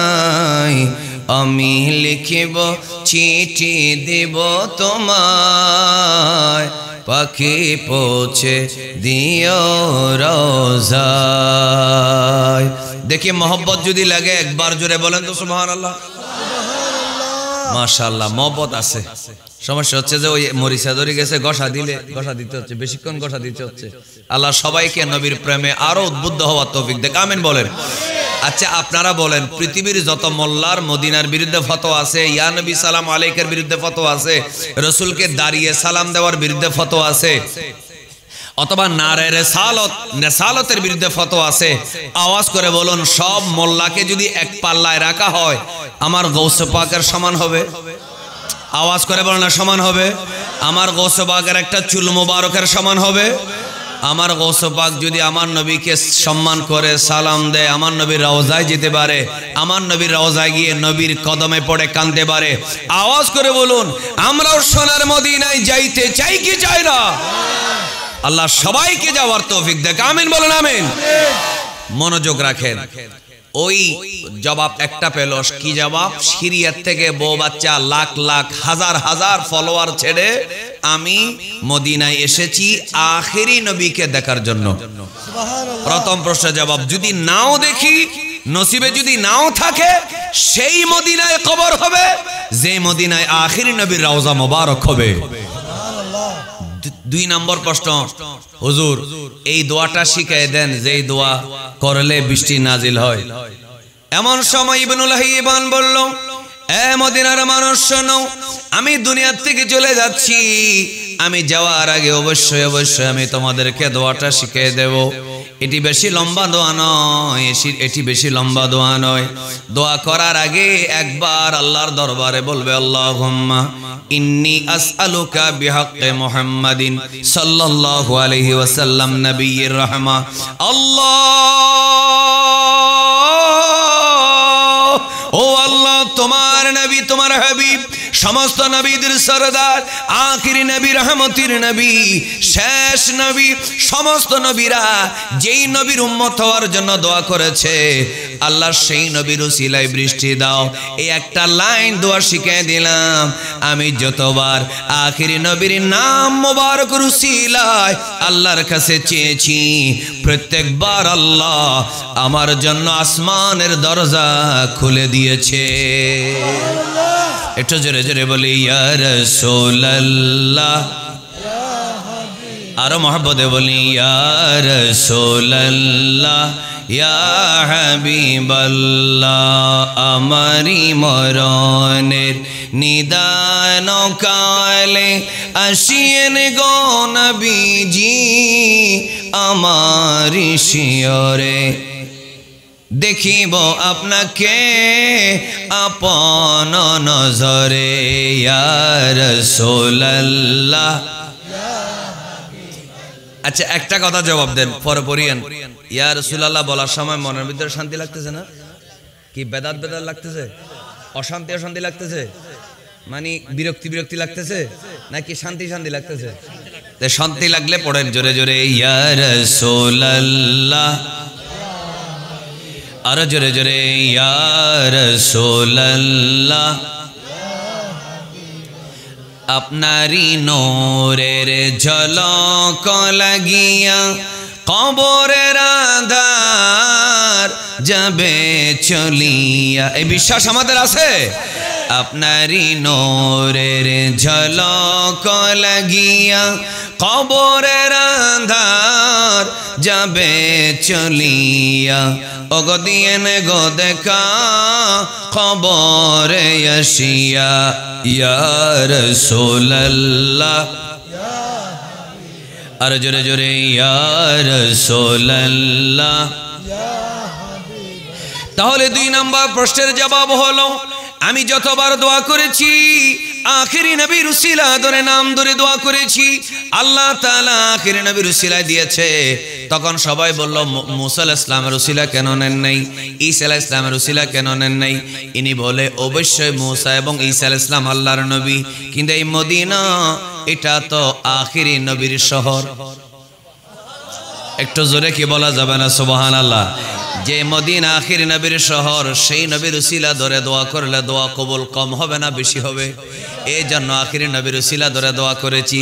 হুজুর 3 নম্বর কথা হলো, আমরা আপনার পরে কার কাছে মুরিদ হব, কোন পীরের কাছে যাব? এমন সময় ওই ইবনুল হাইমান বলল, এ মদিনার মানুষ, আমার ইন্তেকালের পরে ডানে বামে উত্তরে ইরাক ইরানে সিরিয়ায় কোন জায়গায় দৌড়াদৌড়ি করার দরকার নেই, তোমরা কোথাও যাইতে হবে না। তোমার কপাল এত ভালো, তোমাদের মদিনার লোকদের তোমাদের কাছেই কিছুদিনের মধ্যে সমস্ত নবীদের ইমাম এই মদিনার জমিনে কদম রাখবে। এজন্য কোন ইহুদির পাদ্রীর কাছে যাইতে হবে না। আখিরি নবী কিছুদিনের মধ্যে মদিনায় আসবে। আসার পরে আর ইহুদি থাকার দরকার নেই, খ্রিস্টান থাকার দরকার নাই। সবাই পড়ে দিবা লা ইলাহা ইল্লাল্লাহু মুহাম্মাদুর রাসূলুল্লাহ। বলে সাল্লাল্লাহু আলাইহি ওয়াসাল্লাম। মুহাব্বতের আওয়াজে আল্লাহুম্মা সাল্লি আলা।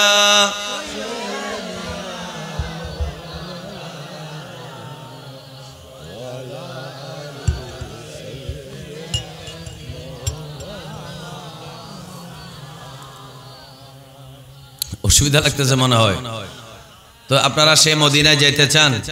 আরেকটা মদিনার গজল। আমি কিন্তু গজল কম পড়ি ওয়াজে, কিন্তু আজকে পড়তেছি আপনাদের জন্য।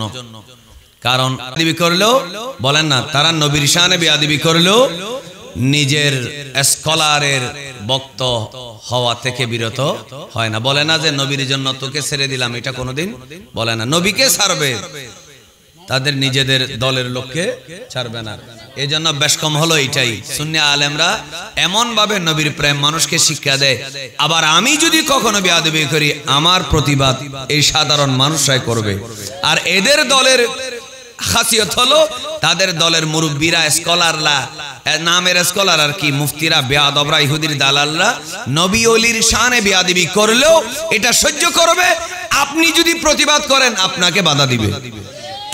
আচ্ছা আপনারা বলেন, পৃথিবীতে আমার কাছে, মুসলমানের কাছে নবী বড় না দল বড়? সবাই বলে নাই তো, নবী বড় নাকি দল বড়? দল বানাইছি কার জন্য? নবীর জন্য, ঠিক না বলেন? এখন দলের মুরব্বী যদি বলে নবীকে রাখাল ছেলে, আপনি কি তাকে রাখবেন নাকি রসুলকে রাখবেন? আমি যে নবীকে রাখাল ছেলে বলবো তাকে আমি জুতার ফিতার সমান মনে করি না, কারণ আমার নবীকে রাখাল ছেলে বলতে আল্লাহ সূরা বাকারার 104 নম্বর আয়াতে নিষেধ করেছেন। একটু জোরে বলেন ঠিক না? এজন্য আমার নবী অনেক কাজ করেছেন, সেই কাজে রসুল যদি কৃষি কাজ করে, আমার নবীকে কৃষক শব্দটা আমার নবীর আগে ব্যবহার করা যাবে না। এই ধরনের অনেকগুলা পেশাগত কাজ আছে, এগুলা বলাটাও বেয়াদবি, এই জন্য বলছি না। যেই শব্দটা আপনি সাধারণ মানুষের জন্য ব্যবহার করেন ইস্তেলা, এটা নবীর শানে ব্যবহার করা যাবে না। কারণ শ্বশুর রাসূল করিম সাল্লাল্লাহু আলাইহি ওয়াসাল্লামের হযরতে আবু বকর সিদ্দিক কোনদিন বলে নাই জামাই কেমন আছো, বলেছে ইয়া রাসূলুল্লাহ। মওলা আলী তিনি নবীজির জামাতা, বলে নাই শ্বশুর আব্বা কেমন আছেন, বলেছে ইয়া রাসূলুল্লাহ। একটু জোরে বলবেন না সুবহানাল্লাহ?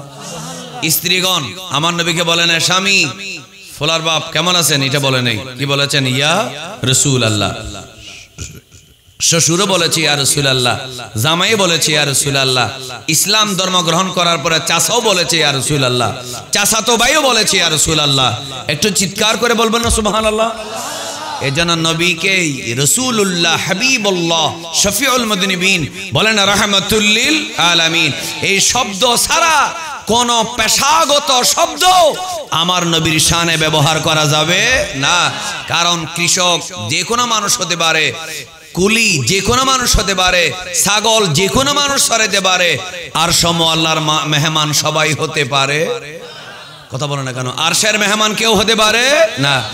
সমস্ত নবীদের সরদার কেউ কি সাধনা করে হইতে পারে? এজন্য নবীর শানে এমন এমন শব্দ ব্যবহার করব যেটি আমার নবীর জন্য খাস, যেটা আমার নবীর মর্যাদার জন্য উন্নত মর্যাদা প্রকাশক। একটু জোরে বলেন মারহাবা। আচ্ছা আপনি আর আমি সাথে, আমার সাথে কি নবীর কোনো তুলনা আছে? এটা বলে না এরা, নবীর কোনো তুলনা আছে? জিসকা কোই সানি নেহি वो नबी हमारा है। সুবহানাল্লাহ বলেন। কি পড়বো এটা শোনার ইচ্ছা আছে, আজকে পড়তেছি আর কি, কারণ আপনারা একটু জিমায় যাচ্ছেন এজন্য উজ্জীবিত করার জন্য। কারণ এমন কিছু নাত আছে যে নাতগুলাতে ওয়াজের চাইতে আরো তাসির বেশি হয়, হয় কি না? কারণ নাতগুলা তো আসলে মূলত কোরআন হাদিস থেকে। অসুবিধা লাগতেছে?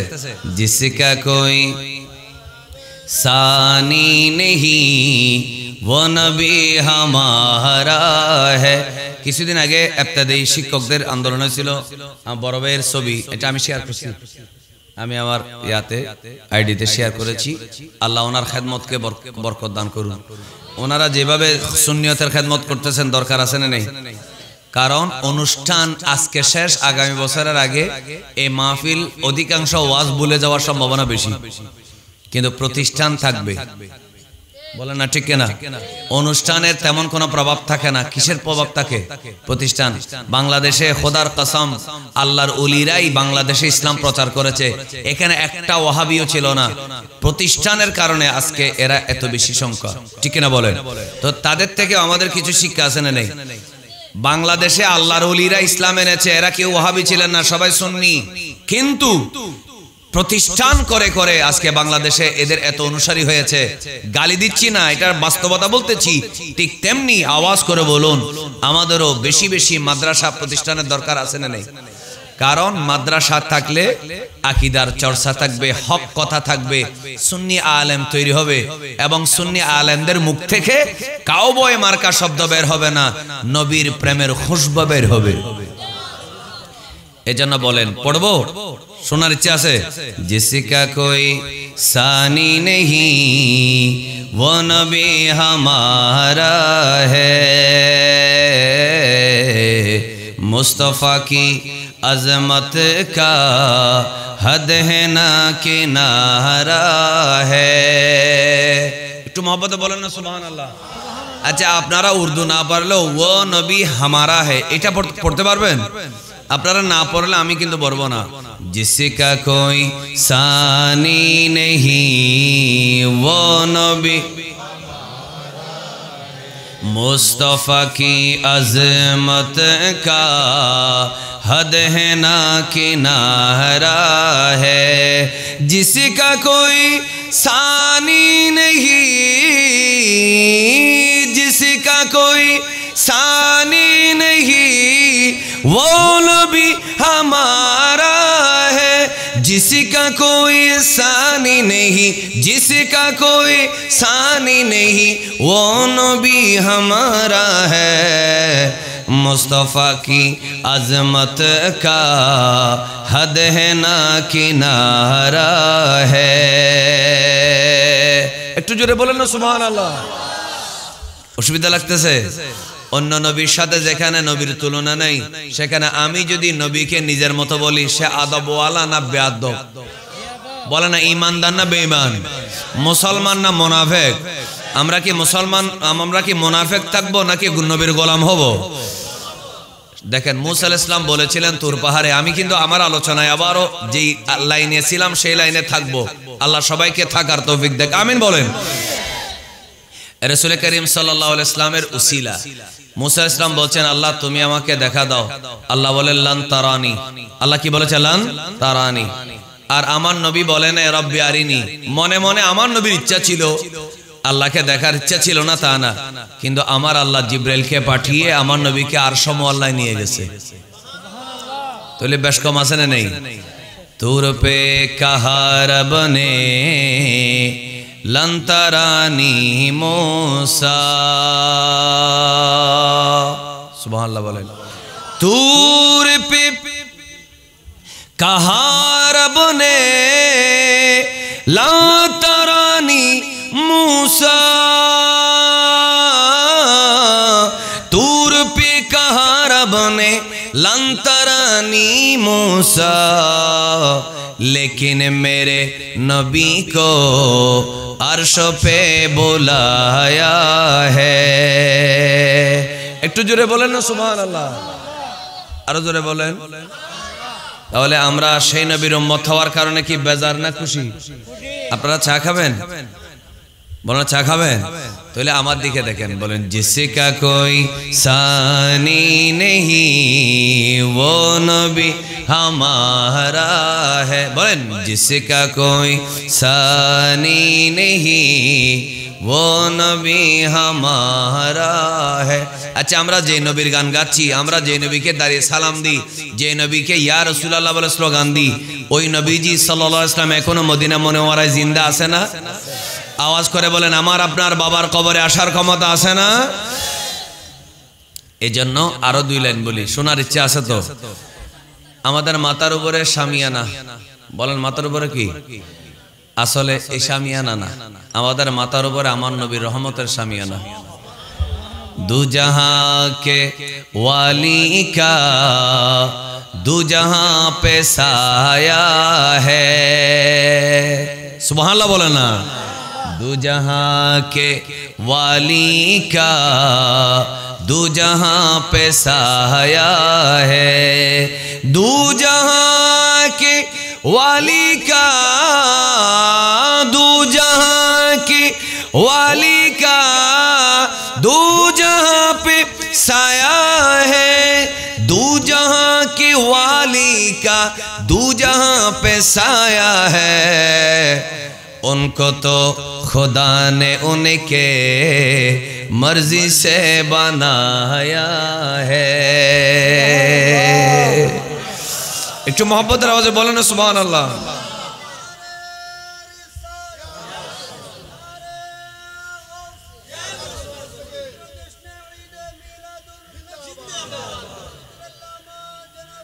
লাগবে না, শুনেন। এই উর্দুটা তো আপনারা পারেন নাই, উর্দুটার সুরে সুরে একটা বাংলা গজল আছে, যদিও এটা মানি বেশ কম হলেও সুরে কি ভালোবাসার জায়গা মদিনা, ভালো লাগার জায়গা মদিনা, পড়ি ভালোবাসার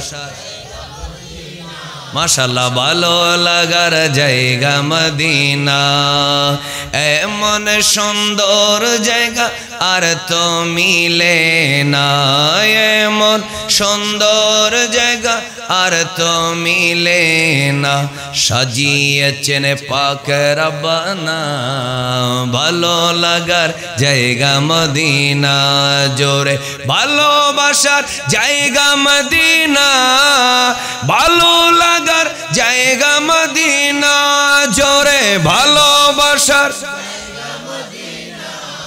ভালো লাগার জায়গা মদিনা, এমন সুন্দর জায়গা আর তো মিলে না, সাজিয়েছেন পাক রব্বানা ভালো লাগার জায়গা মদিনা।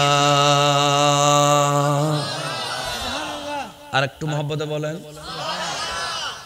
আসেন তাহলে কি হলো, রাসূল করিম সাল্লাল্লাহু আলাইহি ওয়াসাল্লামের উসিলা ধরে দোয়া কবুল করলে দোয়া কবুল হয় কি হয় না? এবার যারা এতক্ষণ ওয়াজ শুনছেন তাদের সবার আওয়াজ চাইবো, এটা কি আমার নবী মদিনায় যাওয়ার পরে নাকি আগে? বলেন না, দুনিয়াতে আসার পরে নাকি আগে? আগে। আগে যদি কবুল হয় সূরা বাকারার 89 নম্বর আয়াতে থাকে, এখন কবুল হওয়ার গ্যারান্টি আছে না? আচ্ছা, এবার একটা ছোট্ট ঘটনা নবীজির ছোট কালের বলি। 6 বছর বা 7 বছর বয়স, মনোযোগ রাখেন। আমি হুজুর আকীদার কথা এখন, আগে আমি একটু আমলের কথা বেশি বলতাম, কিন্তু এখন এই 1 বছরে মনে হচ্ছে যে আকীদার কথা বেশি বলা দরকার, ঠিক কিনা? কারণ আমলের আল্লাহ রাসূল 1000 বছর আগে বলেছেন, ইয়াহকিরু আহাদুকুম সালাতাহু মা সালাতিহি ওয়া সিয়ামাহু মা সিয়ামিহি, তাদের সাথে নামাজ আর রোজা দিয়ে পারবা না। এরা নামাজ আর রোজার মধ্যে আগে থাকবে, তোমাদের কাছে নামাজ রোজা নিজেদের নামাজ রোজাগুলো তুচ্ছ মনে হবে, কিন্তু তারা ইয়ামরুকুনা মিনাদ দ্বীনে মুরুকাস সাহামে মিনার রামিয়া, যেভাবে কামা ইয়ামরুকুস সাহামু মিনার রামিয়া, যেভাবে তীর ধনুক থেকে বের হয়ে যায় তারা ধর্ম থেকে সেইভাবে বের হয়ে যাবে। এই জন্য আমলের আলোচনা থাকবে, নামাজ পড়তেই হবে, রোজা রাখতেই হবে, কিন্তু এর আগে ঈমান ঠিক করতে হবে। একটু জোরে বলেন ঠিক কিনা ভাইরা আমার? আল্লাহ আমাদেরকে ঈমান হেফাজত করার তৌফিক দেয়। আরো জোরে বলেন আমিন। কারণ এই বাংলাদেশে ওয়াহাবিবাদ এসেছে 50 বছর 100 বছর আগে। মোহাম্মদ বিন আব্দুল ওয়াহাব নজদি জন্মের আরো অনেক পরে সৌদি আরব থেকে বাংলাদেশে ওয়াহাবিবাদ এসেছে, কিন্তু বাংলাদেশে আরো 1000 বছর আগে শাহজালালের মাধ্যমে ইসলাম এসেছে। একটু জোরে বলেন ঠিক না? এই জন্য এখানে যারা বসে আছেন মুরব্বীরা, আপনারা আল্লাহর ওয়াস্তে আল্লাহর কসম করে বলেন, বুকে হাত দিয়ে বলেন, আজকের থেকে 20-30 বছর আগে শবে বরাত বেদাত আপনাদেরকে কেউ বলছে? বলেন না, শবে বরাত বেদাত, শবে বরাত এটা সুন্নিরা বানাইছে, এটা কেউ আপনাদেরকে বলছে? কিন্তু এখন বলতেছে কেন? কারণ ওনারা বাপ দাদা 14 গোষ্ঠী থেকে শবে বরাত পেয়েছেন। এখন আমরা নতুন যেটা সৌদি আরব থেকে নজদের মাধ্যমে ওয়াহাবিদের মাধ্যমে ইসলাম আসতেছে, সেই ইসলাম আমাদের পালন করার কোনো দরকার নাই। আমরা 1500 বছর আগের মদিনার ইসলাম চাই। জোরে বলেন ঠিক না? আমরা কি ইসলাম নজদের ইসলাম না মদিনার? আমার নবীকে বলা হলো, আমার নবী বলেছেন আল্লাহুম্মা বারিক লানা ফি শামিনা ওয়া বারিক লানা ফি ইয়ামানিনা। একজনে বলল ওয়া ফি নাজিদিনা, আবারও আমার নবী বললেন বারিক লানা ফি শামিনা ওয়া ফি ইয়ামানিনা। আরেকজনে বলল ইয়া রাসূলুল্লাহ ফি নাজিদিনা। আমার নবী আবারও বললেন বারিক লানা ফি ইয়ামানিনা ওয়া ফি শামিনা। আবার বলল ইয়া রাসূলুল্লাহ ওয়া ফি নাজিদিনা। আমার নবী একবারও নজদের জন্য দোয়া করেন নাই। 3 বার বলার পরে আমার নবী বলেন হুনাকা ইয়াতলু কারনু শাইতান, এখান থেকে শয়তানের শিং বের হবে। এই জন্য আমি নজদের জন্য দোয়া করছি না, আমি ইয়ামানের জন্য, সিরিয়ার জন্য দোয়া করছি। খোদার কসম, নবীজির জবানের তাসির আমি 2024 সালেও দেখেছি। ওই ইয়ামানে জশ্নে জুলুসে ঈদে মিলাদুন্নবীতে 12 রবিউল আউয়ালে 50 লক্ষ মানুষ আমার নবীর জন্য জুলুসে বের হয়েছে। আর নজদ থেকে জুলুসের বিরুদ্ধে ফতোয়া বের হয়েছে, ঠিক কিনা বলেন? বলেন আমার নবী 1500 বছর পরে কি হবে এটা জানে কিনা? কথা বললে কেন? জানে কি জানে না? আমার নবী জানেন। আমার নবীকে জানিয়ে দিয়েছেন কে? আল্লাহ। এজন্য আমরা 50 আর 100 বছর আগের নজদের ইসলাম মানি না, 1500 বছর 1450 বছর আগের মদিনার ইসলাম মানি। চিল্লায় বলেন ঠিক কিনা? এবার আসুন আমার প্রিয় নবী সাল্লাল্লাহু আলাইহি ওয়াসাল্লাম। অনেকে তো বলে লড়াছড়া কম, কথাগুলো শেষ করতে দেন। কি বলছিলাম? অনেকে বলে নবী 40 বছর বয়সে নবী হয়েছে, এরকম বেয়াদবি করে আছে না নেই? কথা বলেন কেন? আছে না নেই? আপনাদের এলাকায় হয়তো নাই, কিন্তু এই ছেলেটা বারবার উঠতেছে নামতেছে। আমার কাজ আছে জানি আমি, কিন্তু তারপরও একটু বেশি হয়ে যাচ্ছে। হ্যাঁ বুঝছি, ওদিকে যাওয়ার কোনো রাস্তা করলে ভালো হইতো আর কি। কারণ ফুরা ও উঠতেছে, ফুরাইবে আবার যাচ্ছে, সবাই ওদিকে দেখতেছে, এইভাবে এইভাবে দেখতেছে। আচ্ছা বুঝছি, ঠিক আছে। তো আমাদের শ্রোতাগুলা তো আর ট্রেনিং প্রাপ্ত না, ওনাদেরকে আর ট্রেনিং দেওয়া হয় না যে কোন দিকে দেখতে হবে। এই জন্য অনেক সময় নষ্ট হয়ে যায়। ছেলেরা অনেক সময় এদিকে দেখে, আবার ওদিকে দেখে। আল্লাহ সবাইকে একদিকে দেখার তৌফিক দেখ, আমিন বলেন। আমার দিকে দেখলে আপনাদের খারাপ লাগবে, এরকম বিশ্রী। আপনারা এদিকে ওদিকে দেখতেছেন কেন? বেশি বিশ্রী হইলে অন্যদিকে সুখাড়ি ওয়াজ শুনতে পারতেন, ক্যাসেট শুনি, সমস্যা নেই, চোখ বন্ধ করি। এরকম সান হয়ে দিলে তো বিশ্রী না। আল্লাহ সবাইকে মনোযোগ দিয়ে একদিকে কনসেন্ট্রেশন, একদিকে মনোযোগী হওয়ার সবাইকে তৌফিক দেখ, আমিন। কারণ এশকে রাসূলের কথাগুলো জামিলার মধ্যে হয় না, এগুলো কি করতে হয়? নীরব পরিবেশ লাগে, নীরব। একবারে লাইট টাইট কিছু যদি না থাকে, সামান্য 2টা মোমবাতি থাকলে ক্যামেরা লাগে না। আগেকার যুগে খালি মুখে মুহাদ্দিস আল্লামা আবুল ওয়াসিফ খান ওয়াজ করেছেন।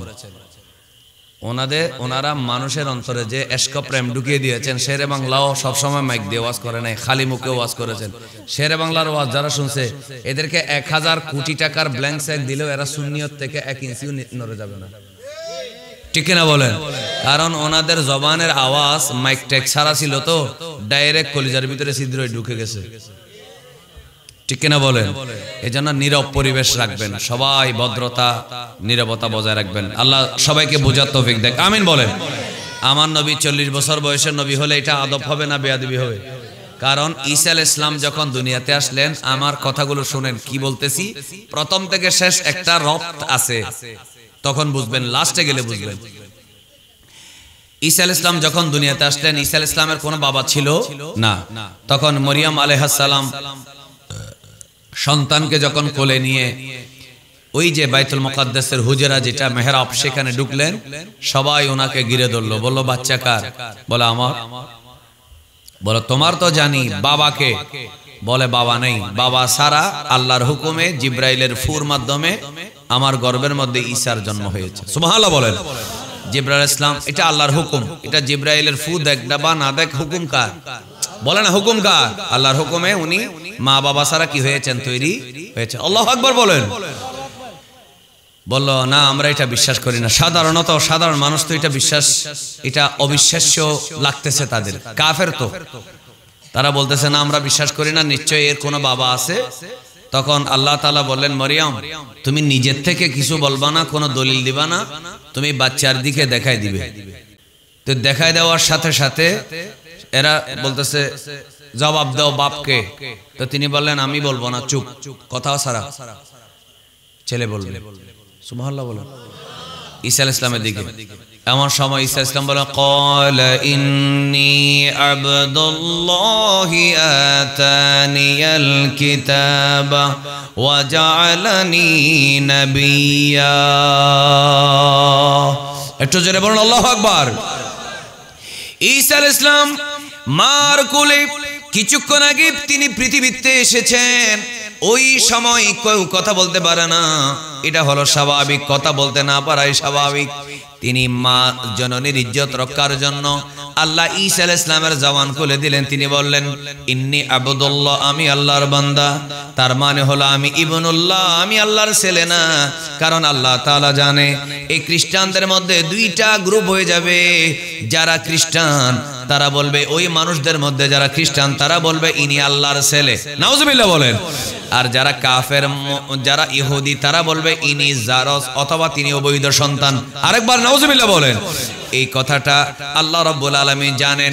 এই জন্য আল্লাহ তাআলা ঈসা আলাইহিস সালামের মাধ্যমে দোনোটার জবাব দিয়ে দিলেন, ইন্নী আবদুল্লাহ, আমি আল্লাহর ছেলে নই, আমি আল্লাহ তাআলার বান্দা।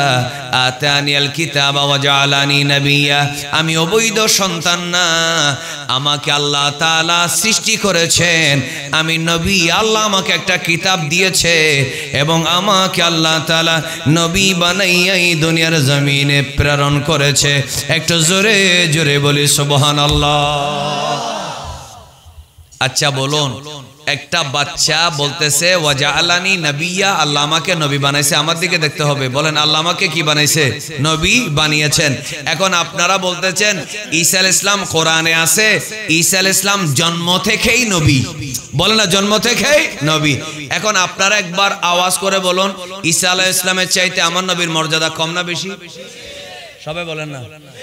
তাহলে ঈসা আলাইহিস সালামের চাইতে যদি আমার নবীর মর্যাদা যদি বেশি হয়, ঈসা আলাইহিস সালাম যদি বলে ওয়াজআলানি নাবিয়্যা, আল্লাহ আমাকে নবী বানিয়েছে, অবৈধ সন্তান কখনো নবী হতে পারে না। সেজন্য দুইটা প্রশ্নের জবাব। একটা প্রশ্ন হলো আমি ইবনুল্লাহ না, আমি আব্দুল্লাহ।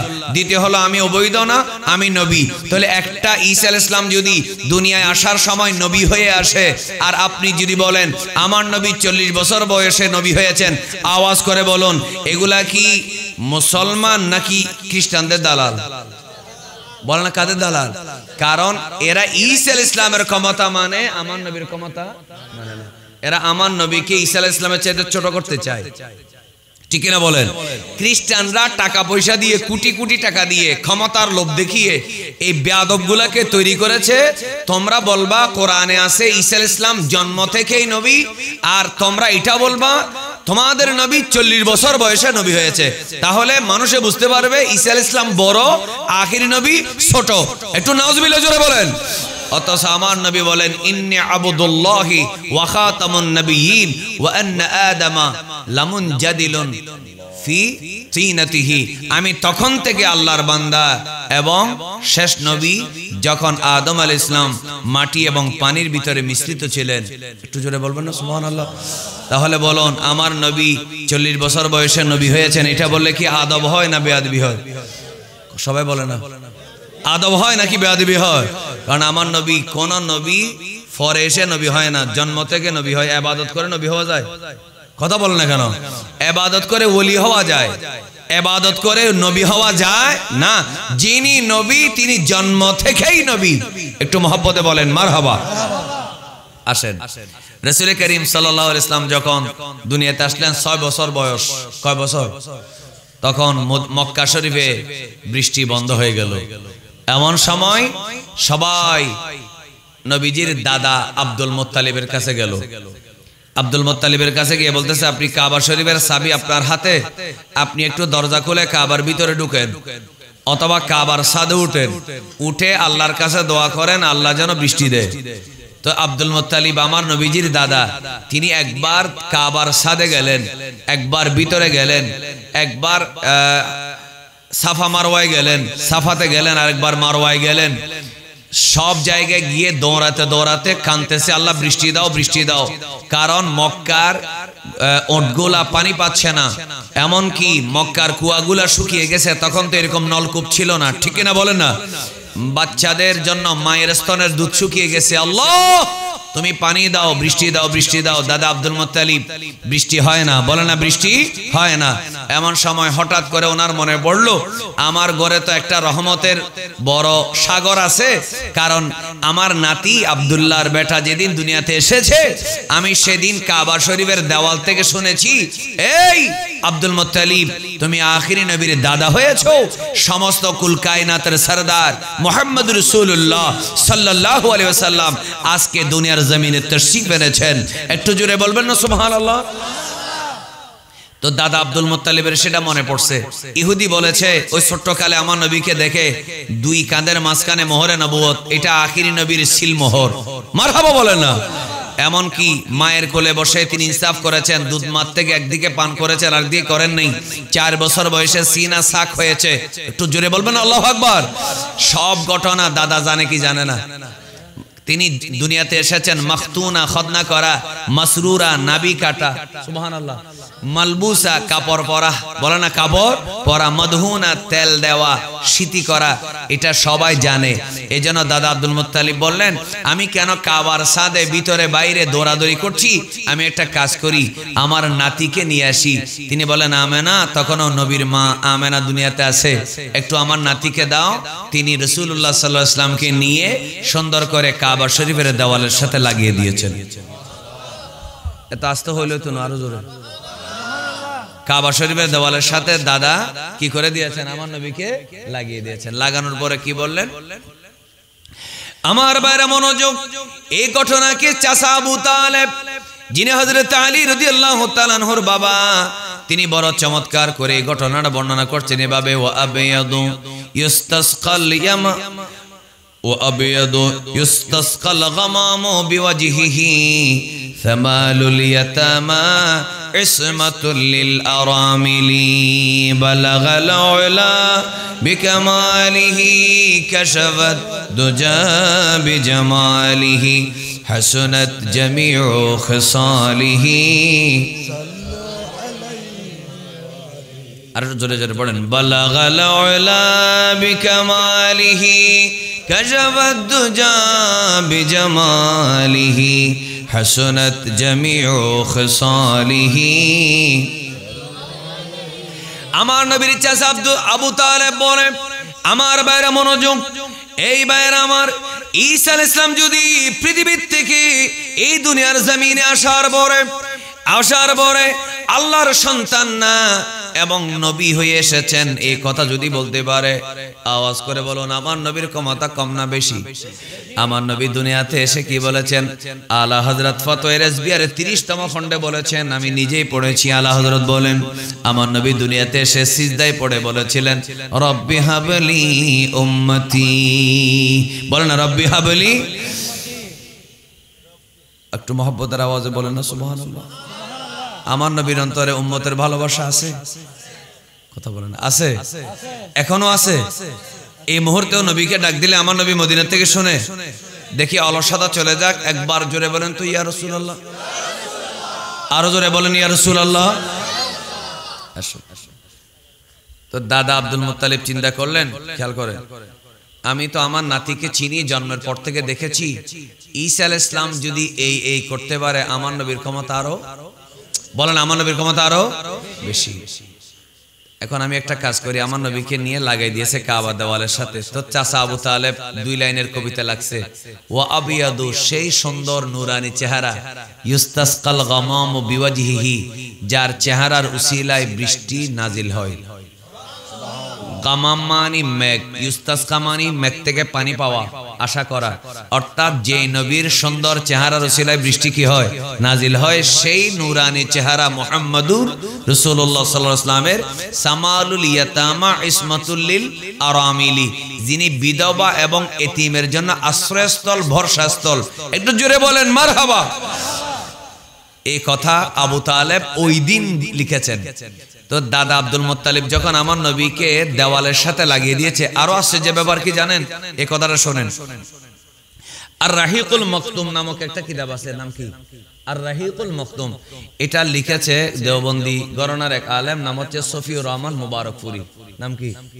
সফিউর রহমান মুবারকপুরি লিখেছে, রাবেতা আলমে ইসলামী একটা নবীর সিরাতের প্রতিযোগিতা করছিল। সারা পৃথিবীর থেকে স্কলার, আরবি যারা জানে তাদের থেকে, ইসলামী চিন্তাবিদদের থেকে নবীর সিরাতের একটা প্রতিযোগিতা করছিল, যে যত সুন্দর করে নবীর সিরাত মোটামুটি সংক্ষেপে লিখবে 1 খণ্ডের ভিতরে। তো মিশর থেকে জমা দিয়েছিল, ইরান থেকে জমা দিয়েছিল, এই উপমহাদেশ থেকে জমা দিয়েছিল। তার নাম হচ্ছে সফিউর রহমান মুবারকপুরি। তো সফিউর রহমান মুবারকপুরির আর রাহিকুল মখতুম এটা 1 নম্বর পুরস্কার পাইছিল। কয় নম্বর? 1 নম্বর পুরস্কার পাইছিল। বেশি দিন আগে না, 20-30-40 বছরের ভিতরের ঘটনা। তো এই আর রাহিকুল মাকতুম কিতাবটা আমি পড়েছি, না পড়ে বলছি না, সেইখানে এই ঘটনাটা আছে। আমার নবীর উসিলা ধরে বাইতুল্লাহর সাথে হাবিবুল্লাহকে লাগাই দিয়ে এভাবে দোয়া করার সাথে সাথেই আল্লাহ আসমানের বৃষ্টি নাজিল করে দিয়েছে। আরো জোরে বলেন। এখনো সেই নবীর উসিলা ধরে দোয়া করলে কি হয়? তো আছে না নেই? কথা বলেন, আছে না নেই? এবার একটা ছোট্ট কথা বলি, যেহেতু মাদ্রাসার সালানা জলসা, এই যে ঘটনা, এটা হচ্ছে আমার লাস্ট আলোচনা। সবাই মনোযোগ দিয়ে শুনবেন, আগ্রহ আছে? আচ্ছা শুনেন। আমার নবী মদিনা মুনাওয়ারায় গেলেন, সুবহানাল্লাহ। মদিনা মুনাওয়ারায়, সেখানে মনে রাখবেন মক্কার লোকেরা বেশিরভাগ ছিল মুশরিকিন, আর মদিনার মধ্যে বেশিরভাগ আহলুল কিতাব। বলেন আহলুল কিতাব। আহলে কিতাব মানে হয়তো ইহুদি না হলে নাসারা। ইহুদিরা তাওরাত মানতো, নাসারারা কি মানতো? ইনজিল মানতো, ঠিক না বলেন? তো তারা, আমার নবী মক্কায় ইসলাম প্রচার করতে কষ্ট হয়েছে, মদিনায় কষ্ট কেন হয় নাই এটা তো কেউ জানেন না। মক্কায় কষ্ট হলো কেন, মদিনায় কেন কষ্ট হলো না? এটার কারণ হলো মদিনার ইহুদি নাসারাদের কাছে তাওরাত ইনজিল ছিল, সেই তাওরাত ইনজিলে আমার নবীর নাম লেখা ছিল। এরা ছোটকাল থেকে তাদের পাদ্রীদের মুখ থেকে আমার নবীর চেহারা কেমন, রাসূল করিম সাল্লাল্লাহু আলাইহি ওয়াসাল্লামের বংশ কি, চরিত্র কি, সব জানতে জানতে শুনতে শুনতে এদের মুখস্থ হয়ে গেছে বলে এরা আমার নবীজি সাল্লাল্লাহু আলাইহি ওয়াসাল্লাম মক্কা থেকে মদিনায় আসার সাথে সাথে আমার নবীকে চিনে ফেলছে, ঠিক কিনা বলেন? এই জন্য মদিনা শরীফে আমার নবীর ইসলাম প্রচার করতে কি হয় না? কষ্ট হয় না। তাদের কাছে কি ছিল? কিতাব ছিল। বলেন না, বলেন না কি ছিল? এই জন্য লেখাপড়ার দরকার আছে না নেই? এরা ইহুদি খ্রিস্টান, ঠিক আছে, কিন্তু কিতাবের মধ্যে তো আমার নবীর নাম পৃষ্ঠায় পৃষ্ঠায় আছে, আছে না? বলে না। তাওরাত ইনজিল অনেক বিকৃত হয়ে গেছে, বিকৃত হওয়ার পরেও যা আছে তাতেই তারা বুঝতে পেরেছে তাওরাত ইনজিলে যার নাম এবং যিনি মক্কা থেকে এসেছেন দুজন একজনই। আর একটু মহব্বতে বলেন না সুবহানাল্লাহ। এই জন্য ভাইরা আমার খেয়াল করেন, তো রাসূল করিম সাল্লাল্লাহু আলাইহি ওয়াসাল্লাম যখন মদিনায় গেলেন, তিনি একদিন কোরআন শরীফ তেলাওয়াত করতেছেন। এটা হলো আমার লাস্ট কথা। এরপরে আমি এখানে মেহমানরা আছেন, মেহমানদেরকে দিয়ে দেব। আমার ছোট ভাই এনায়েতুল্লাহ মনে হয় এই এলাকায় প্রথমবার আসছে, ও আলোচনা করবে, আপনারা ধৈর্য ধরে ওয়াজ শুনবেন। বলেন না ইনশাআল্লাহ? কারণ বলতে হবে না, আপনারা বসবেন, আমি জানি, কারণ ও হচ্ছে লাস্ট বক্তা। তো কোরআন শরীফ তেলাওয়াত করতেছেন আল্লাহ রাসূল মদিনা শরীফে। কিভাবে? আলিফ লাম মিম যালিকাল কিতাবু লা রাইবা ফীহি হুদাল লিল মুত্তাকিন الذين يؤمنون بالغيب ويقيمون الصلاة ومما رزقناهم ينفقون। আল্লাহু আকবার বলেন। কোরআন তেলাওয়াত করলে খারাপ লাগে না ভালো লাগে? ঈমান আছে না? এটা একটা পরিচয় হলো। কোরআন শরীফ পড়লে যদি আপনার মাথা চুলকায়, মনে করবেন আপনার মধ্যে জামিলা আছে। আর আপনার যখন কোরআন তেলাওয়াত করার সময় শান্তি লাগবে, ইন্নামাল মুমিনুনা আল্লাযীনা ইযা যুকিরাল্লাহু ওয়াজিলাত কুলুবুহুম ওয়া ইযা তুলিয়াত আলাইহিম আয়াতুহু যাদাতহুম ঈমানা। একটু জোরে বলবেন না সুবহানাল্লাহ? আচ্ছা, আল্লাহ রাসূল পড়তেছেন আলিফ লাম মিম। বলেন না আলিফ লাম মিম পড়তেছেন। কোথায় বললাম? মক্কায় না মদিনায়? বলেন না মক্কায় না মদিনায়? মদিনা মুনাওয়ারায়। পড়ার সময় ঘরের পাশ দিয়ে এক ইহুদি যাচ্ছে। কে যাচ্ছে বললাম? ইহুদি। ইহুদি যাওয়ার সময় আলিফ লাম মিম এটা শুনছে। আসলে আমি বলবো, আমি সিগন্যাল দিলে তখন ইয়া করবেন। এখন বসে থাকেন একটু প্লিজ। সবাই নুরানি চেহারার দিকে দেখতেছে, আমার দিকে কেউ দেখতেছে না। ও দাঁড়াইলে সবাই ওর দিকে দেখে। সুন্নিদের চেহারার মধ্যে এমনি নূর আছে, আছে না নেই? আছে, ঠিক আছে। আচ্ছা যাক, আমি গুনাহগার মানুষ, তো আমার দিকে আপনারা দেখতেছেন না, আমি জানি।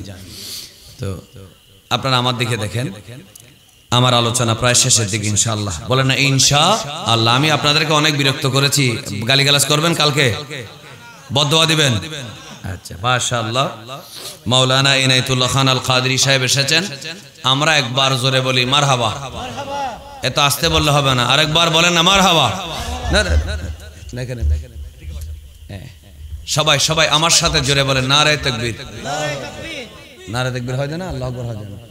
নারে তাকবীর, নারে রিসালাত, নারে গাউসিয়া।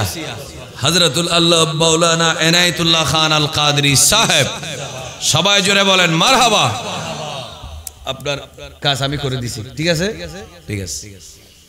সবাই আরেকবার বলেন মারহাবা। আচ্ছা, সুন্দর আলোচনা করবে, আকর্ষণীয় কথাবার্তা বলবে, আমি জানি আপনারা শুনবেন, আমাকে বলতে হবে না, আপনারা শুনবেন, আমি জানি। কারণ এই যুগের যারা ছেলেরা আছে এরা নতুন, যারা আলোচক আছে নতুনদের প্রতি একটু ঝোঁক বেশি, বলো না, ঝোঁক একটু বেশি। এটা ভালো, এটা ভালো না, ভালো কিনা, এটা খারাপ না, ভালো। কারণ মুরব্বীরা চলে গেলে এই ময়দানেটা এদের পাহারা দেওয়ার দরকার আছে না নেই? এজন্য আরেকবার বলেন মারহাবা। আল্লাহ হায়াত দারাজ করুক, আরো জোরে বলেন। আচ্ছা, এই আলোচনাটা তুমি শোনো, একটা কাজ করো প্লিজ, 5 মিনিটের জন্য বসে থাকো, তো বসে থাকো, বসে থাকো 5 মিনিট। এরা শুধু ওয়াজ রেকর্ড করে দেন, তারা যদি হয় 5 মিনিট ওয়াজ করা হয়তো না, ব্যাকেন মোবাইলের ভিতর, ব্যাকেন হঠাৎ ভিতর হয়তো না। প্রত্যেক দিন এবার ওয়াজ শোনার জন্য 5 মিনিট ওয়াজ করতে হয় না, হয়তো না।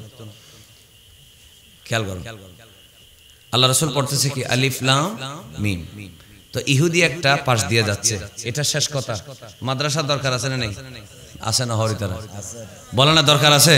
আচ্ছা, আমি যে কথাগুলো বলেছি কোনো ভুল বলেছি? হ্যাঁ, কথাবার্তা বলার সময় শব্দ চয়নে অনেক সময় কি হইতে পারে, স্লিপ অফ টাং হতে পারে, কিন্তু আমাদের আকীদা ঠিক, নিয়ত ঠিক। ইন্নামাল আমালু বিন্নিয়াত। একটু মহব্বতে বলেন না সুবহানাল্লাহ। আল্লাহ রাসূল কি পড়তেছেন আলিফ লাম মিম। ইহুদি একটা যাচ্ছে, গিয়ে বড় ভাইকে বলতেছে, বড় ভাই, ইসলামের নবী মক্কা থেকে আসছে, আমরা সবাই তাকে কোনো মতে থাকতে দিছি। সবাই কিন্তু ঈমান আনে নাই, অনেকে ঈমান আনছে, অনেকে হিংসার কারণে আনতে পারে নাই। কারণ নবীকে মানলে তো নেতাগিরি শেষ, ঠিক না বলেন? কারণ যেই যুগে নবী থাকে সেখানে কি আর কারো নেতাগিরি আছে? এই জন্য নবীকে আমরা নেতা বলি না, তিনি নেতা বানান। সুবহানাল্লাহ বলেন না। আমরা কি নবীকে নেতা বলি? না, তিনি নেতা বানান। আল্লাহু আকবার বলেন। তো রাসূল করিম সাল্লাল্লাহু আলাইহি ওয়াসাল্লাম এর কারণে এই 2-3 জন ইহুদি এরা মুসলমান হয় নাই। এর মধ্যে একজন হচ্ছে হুয়াই বিন আখতাব, তার ছোট ভাই গিয়ে বলতেছে, বদ্দা, আখিরি নবী তো আলিফ লাম মিম কি একটা পড়তেছে, এটা তো কিছু বুঝলাম না। আমরা তো জানি আলহামদু এটার অর্থ আছে, জালিকাল কিতাবুর অর্থ আছে, লা রাইবা ফিহির অর্থ আছে, আলিফ লাম মিম এগুলোর তো কোনো অর্থ নেই। কে বলতেছে? ইহুদি। বলে না, কে বলতেছে? ইহুদি। এগুলার নাকি কোনো কি নাই, অর্থ নাই।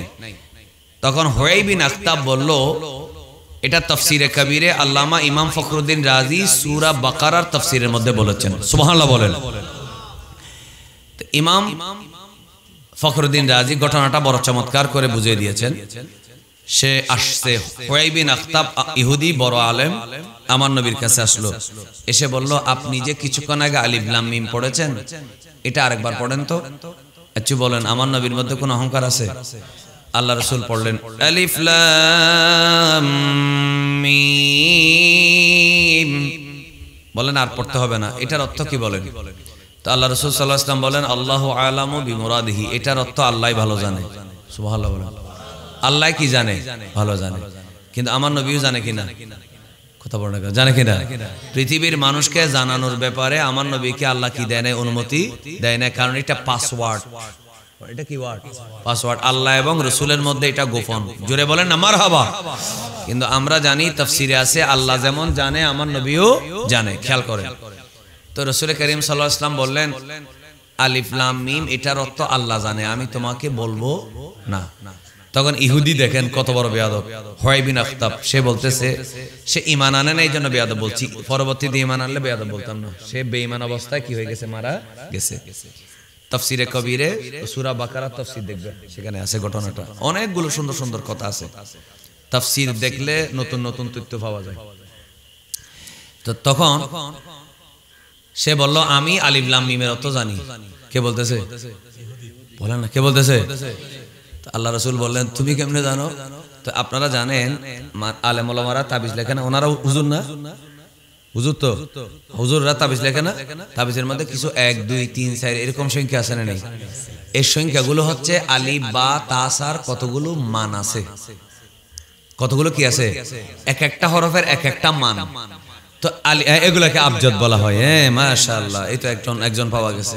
ওয়াজ করি মজা ফাইদ না ফাইদ দিবাজি, এলে গদওয়াত আলিফওয়ালা আবজাদ হাওয়াস হুতি কালিমান এগুলার এক একটা কি আছে সংখ্যার মান আছে প্রত্যেক হরফের মান তো আলিফের মান 1 এদিকে দেখেন আলিফের মান কত লামের মান 30 মিমের মান 40 আলিফ লাম মিম আলিফের মান কত মুখস্থ করে ফেলেন আলিফের মান কত 1 লামের মান 30 মিমের মান 40 তাহলে কত হইছে 71 তো ইহুদি বলছে আমার নবী বলতেছে আলিফ লাম মিমের অর্থ আল্লাহ জানে ইহুদি বলতেছে আমি জানি সেটা কি এই আলিফ লাম মিম দিয়ে আল্লাহ বুঝাই দিছে কোরআন শরীফ 71 বছর পরে ডিলিট হয়ে যাবে মানে কোরআন শরীফ শুধু 71 বছর বয়সের জন্য আসছে 71 বছর পরে কোরআনও থাকবে না আপনার ইসলাম ধর্মও থাকবে না একটু নাউজুবিল্লাহ জোরে বলে না কেন আচ্ছা কি ছোটখাটো বেয়াদব না গ্রেট বেয়াদব ছোট না বড় একবারে মজবুত বেয়াদব আল্লাহ রাসূলের কোন অহংকার আমার নামে মুস্কি হাসলেন কারণ যেটা হাসি মুখে জবাব দেওয়া যায়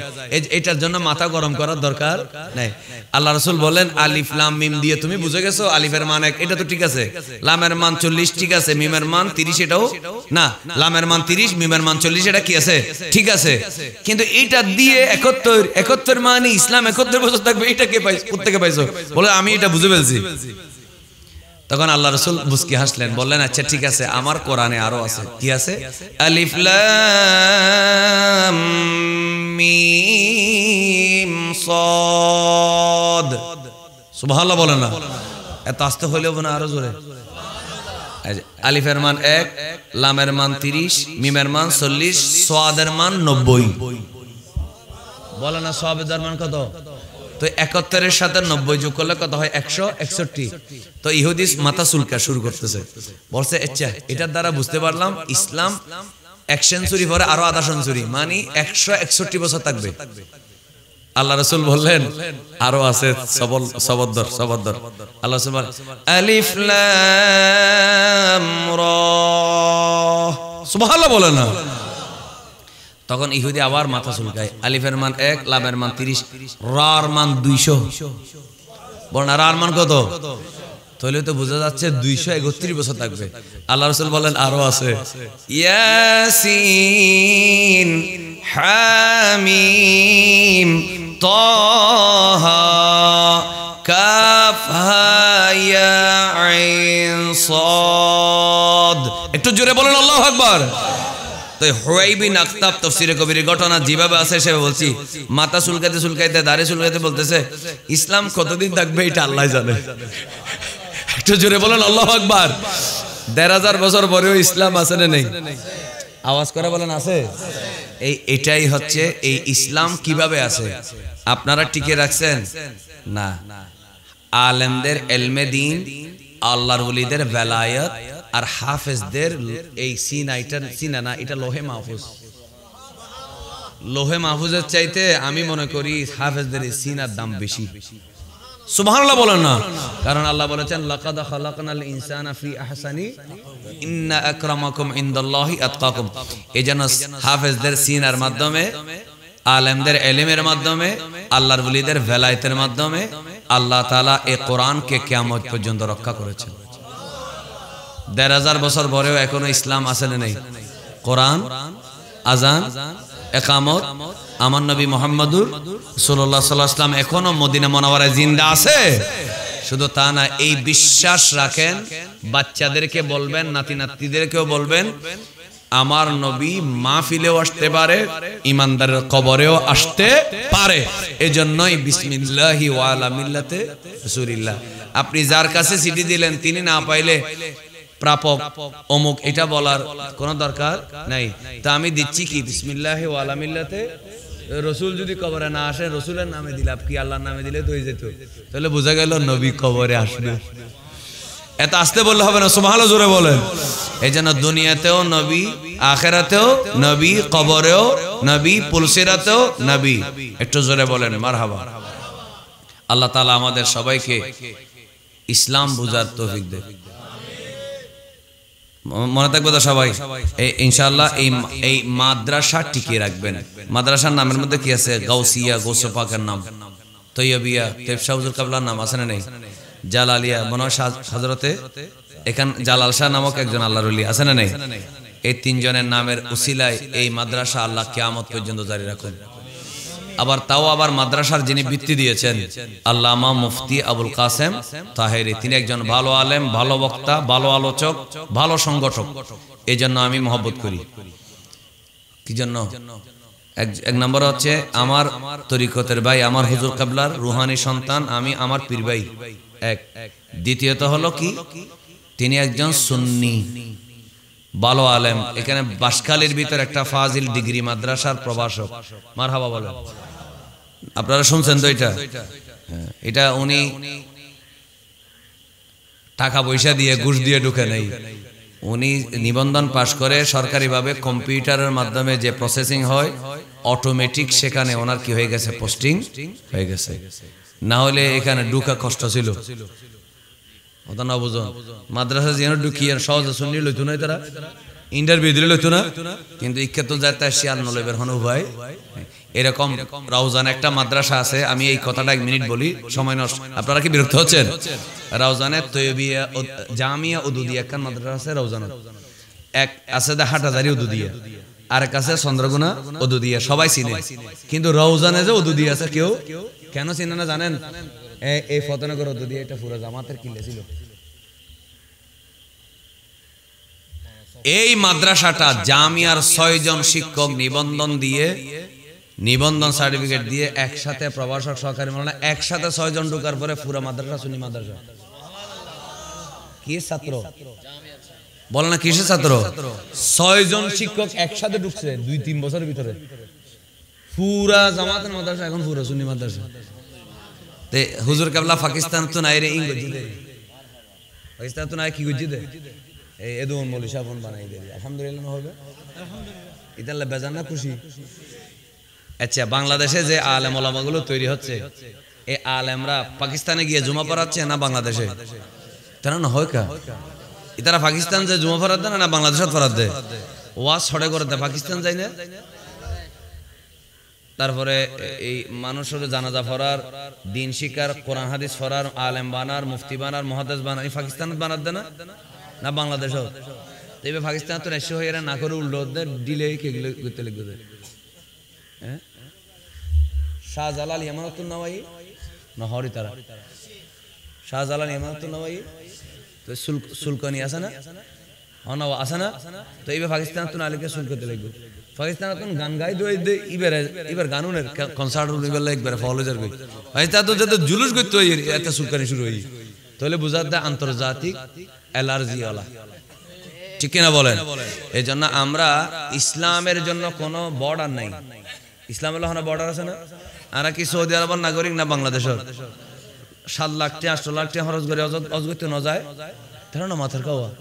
তো সৌদি আরব সরকার এটা 2-3 লাখ 4 লাখ টাকা তারা ফেলার, ওমরা 1.5 লাখ টাকা, হজর 7 লাখ টাকা, তলি টোটাল আর্গিম বেগিন হটে যাচ্ছে। ইতাল্লাহ অনেকে মক্কা মদিনা ন যাইতে লাগুন, হন ন যাইতে লাগুন। তো ইয়ান বিদেশ, ইয়ান কি বিদেশ না আন বিদেশ? ইয়ানা বিদেশ হইবেন না, না নবী দেশ, নবী যায় আর সুবহানাল্লাহ। বসে দিলে কোন হলো ইতালা পাকিস্তান। তো হুজুর কাবলা জামিয়াতে যাবেন পরে, এলাকায় ছোট ছোট মাদ্রাসাগুলা না হলে ছেলেরা ক্লাস 6, 7, 8 না পড়লে হুজুর অন মাদ্রাসা পর্যন্ত এর নাম হন তাহেরি সাহেব ইয়ান হল ক্লাস চলর। যদি ক্লাস 1, 8, 9 পর্যন্ত না পড়ে ফয়বে জামিয়াত আইতে পারবে না। ক্লাস 1 জামিয়াত বাঁশখালীর দক্ষিণ বাঁশখালীর ভর্তি করতে পারবে না। এতুন ইয়ান জায়গার নাম কি বাঁশখালাতুন, ক্লাস 1, 2 ফুয়ারে যাইরে জামিয়াত ভর্তি করতে পারবে না, হালিশত তৈবাত ভর্তি করতে পারবে না। তাহলে এলাকাতুন ক্লাস 5, 6, 7, 8 ফরিয়ালা না ফয়বে কানাত ফরফজ জইলি একটু শক্ত হলি বেজায় চিটাং শহর যা কি হইতে দেয় ভর্তি হতে পারে দেয়। অনরাতে এতুন রেডি করে দেওয়া পারিব, এতুন রেডি করে দিব ছোট ছোট মাদ্রাসাইন। সুতরাং জামিয়ার যেমন অবদান আছে, জামিয়ার আগে ছোট ছোট যে মাদ্রাসাগুলো আছে, জোরে বলেন এগুলার অবদান আছে না নেই? এই জন্য আপনারা এই মাদ্রাসাগুলা ধরে রাখবেন, এলাকায় আলেম পাবেন। এলাকায় কি পাবেন? ইবে খবরস্থানটা যদি আঁটি দিলে গো 40 দিনের খবর আছে আমার। বিশ্বাস আছে না নেই? বিশ্বাস আছে তো? এবং লাস্ট হাদিস আল্লাহ রাসূল বলছেন ইয়াশফাউ ইয়াউমাল কিয়ামাতে সালাসা, হাসরের দিন সুপারিশ করবে কয় গ্রুপ? 3 গ্রুপ। আল আম্বিয়া সুম্মাল উলামা সুম্মা শুহাদা, নবীগণ, আলেমগণ, শুহাদায়ে কেরামগণ। সুবহানাল্লাহ বলেন। তাহলে আলেম ওলামা যদি হাসরের মাঠে কাজে লাগে, এর চাইতে বড় আর কিছু আছে? অনেক কথা বলে ফেলেছি। আল্লাহ এই মাদ্রাসাকে ধরে রাখার তৌফিক দেখ। আমার ভাই মাওলানা মুফতি আবুল কাসেম তাহিরির হায়াতে খেদমতে বরকত দেখ। সবাই জোরে বলেন আমিন। উনি কি করেছেন, মাদ্রাসা দিয়ে কি করেছেন, এটা এখন বুঝবেন না, হাসরের মাঠে বুঝবেন। শেষ। আসসালামু আলাইকুম ওয়া রাহমাতুল্লাহি ওয়া বারাকাতুহু।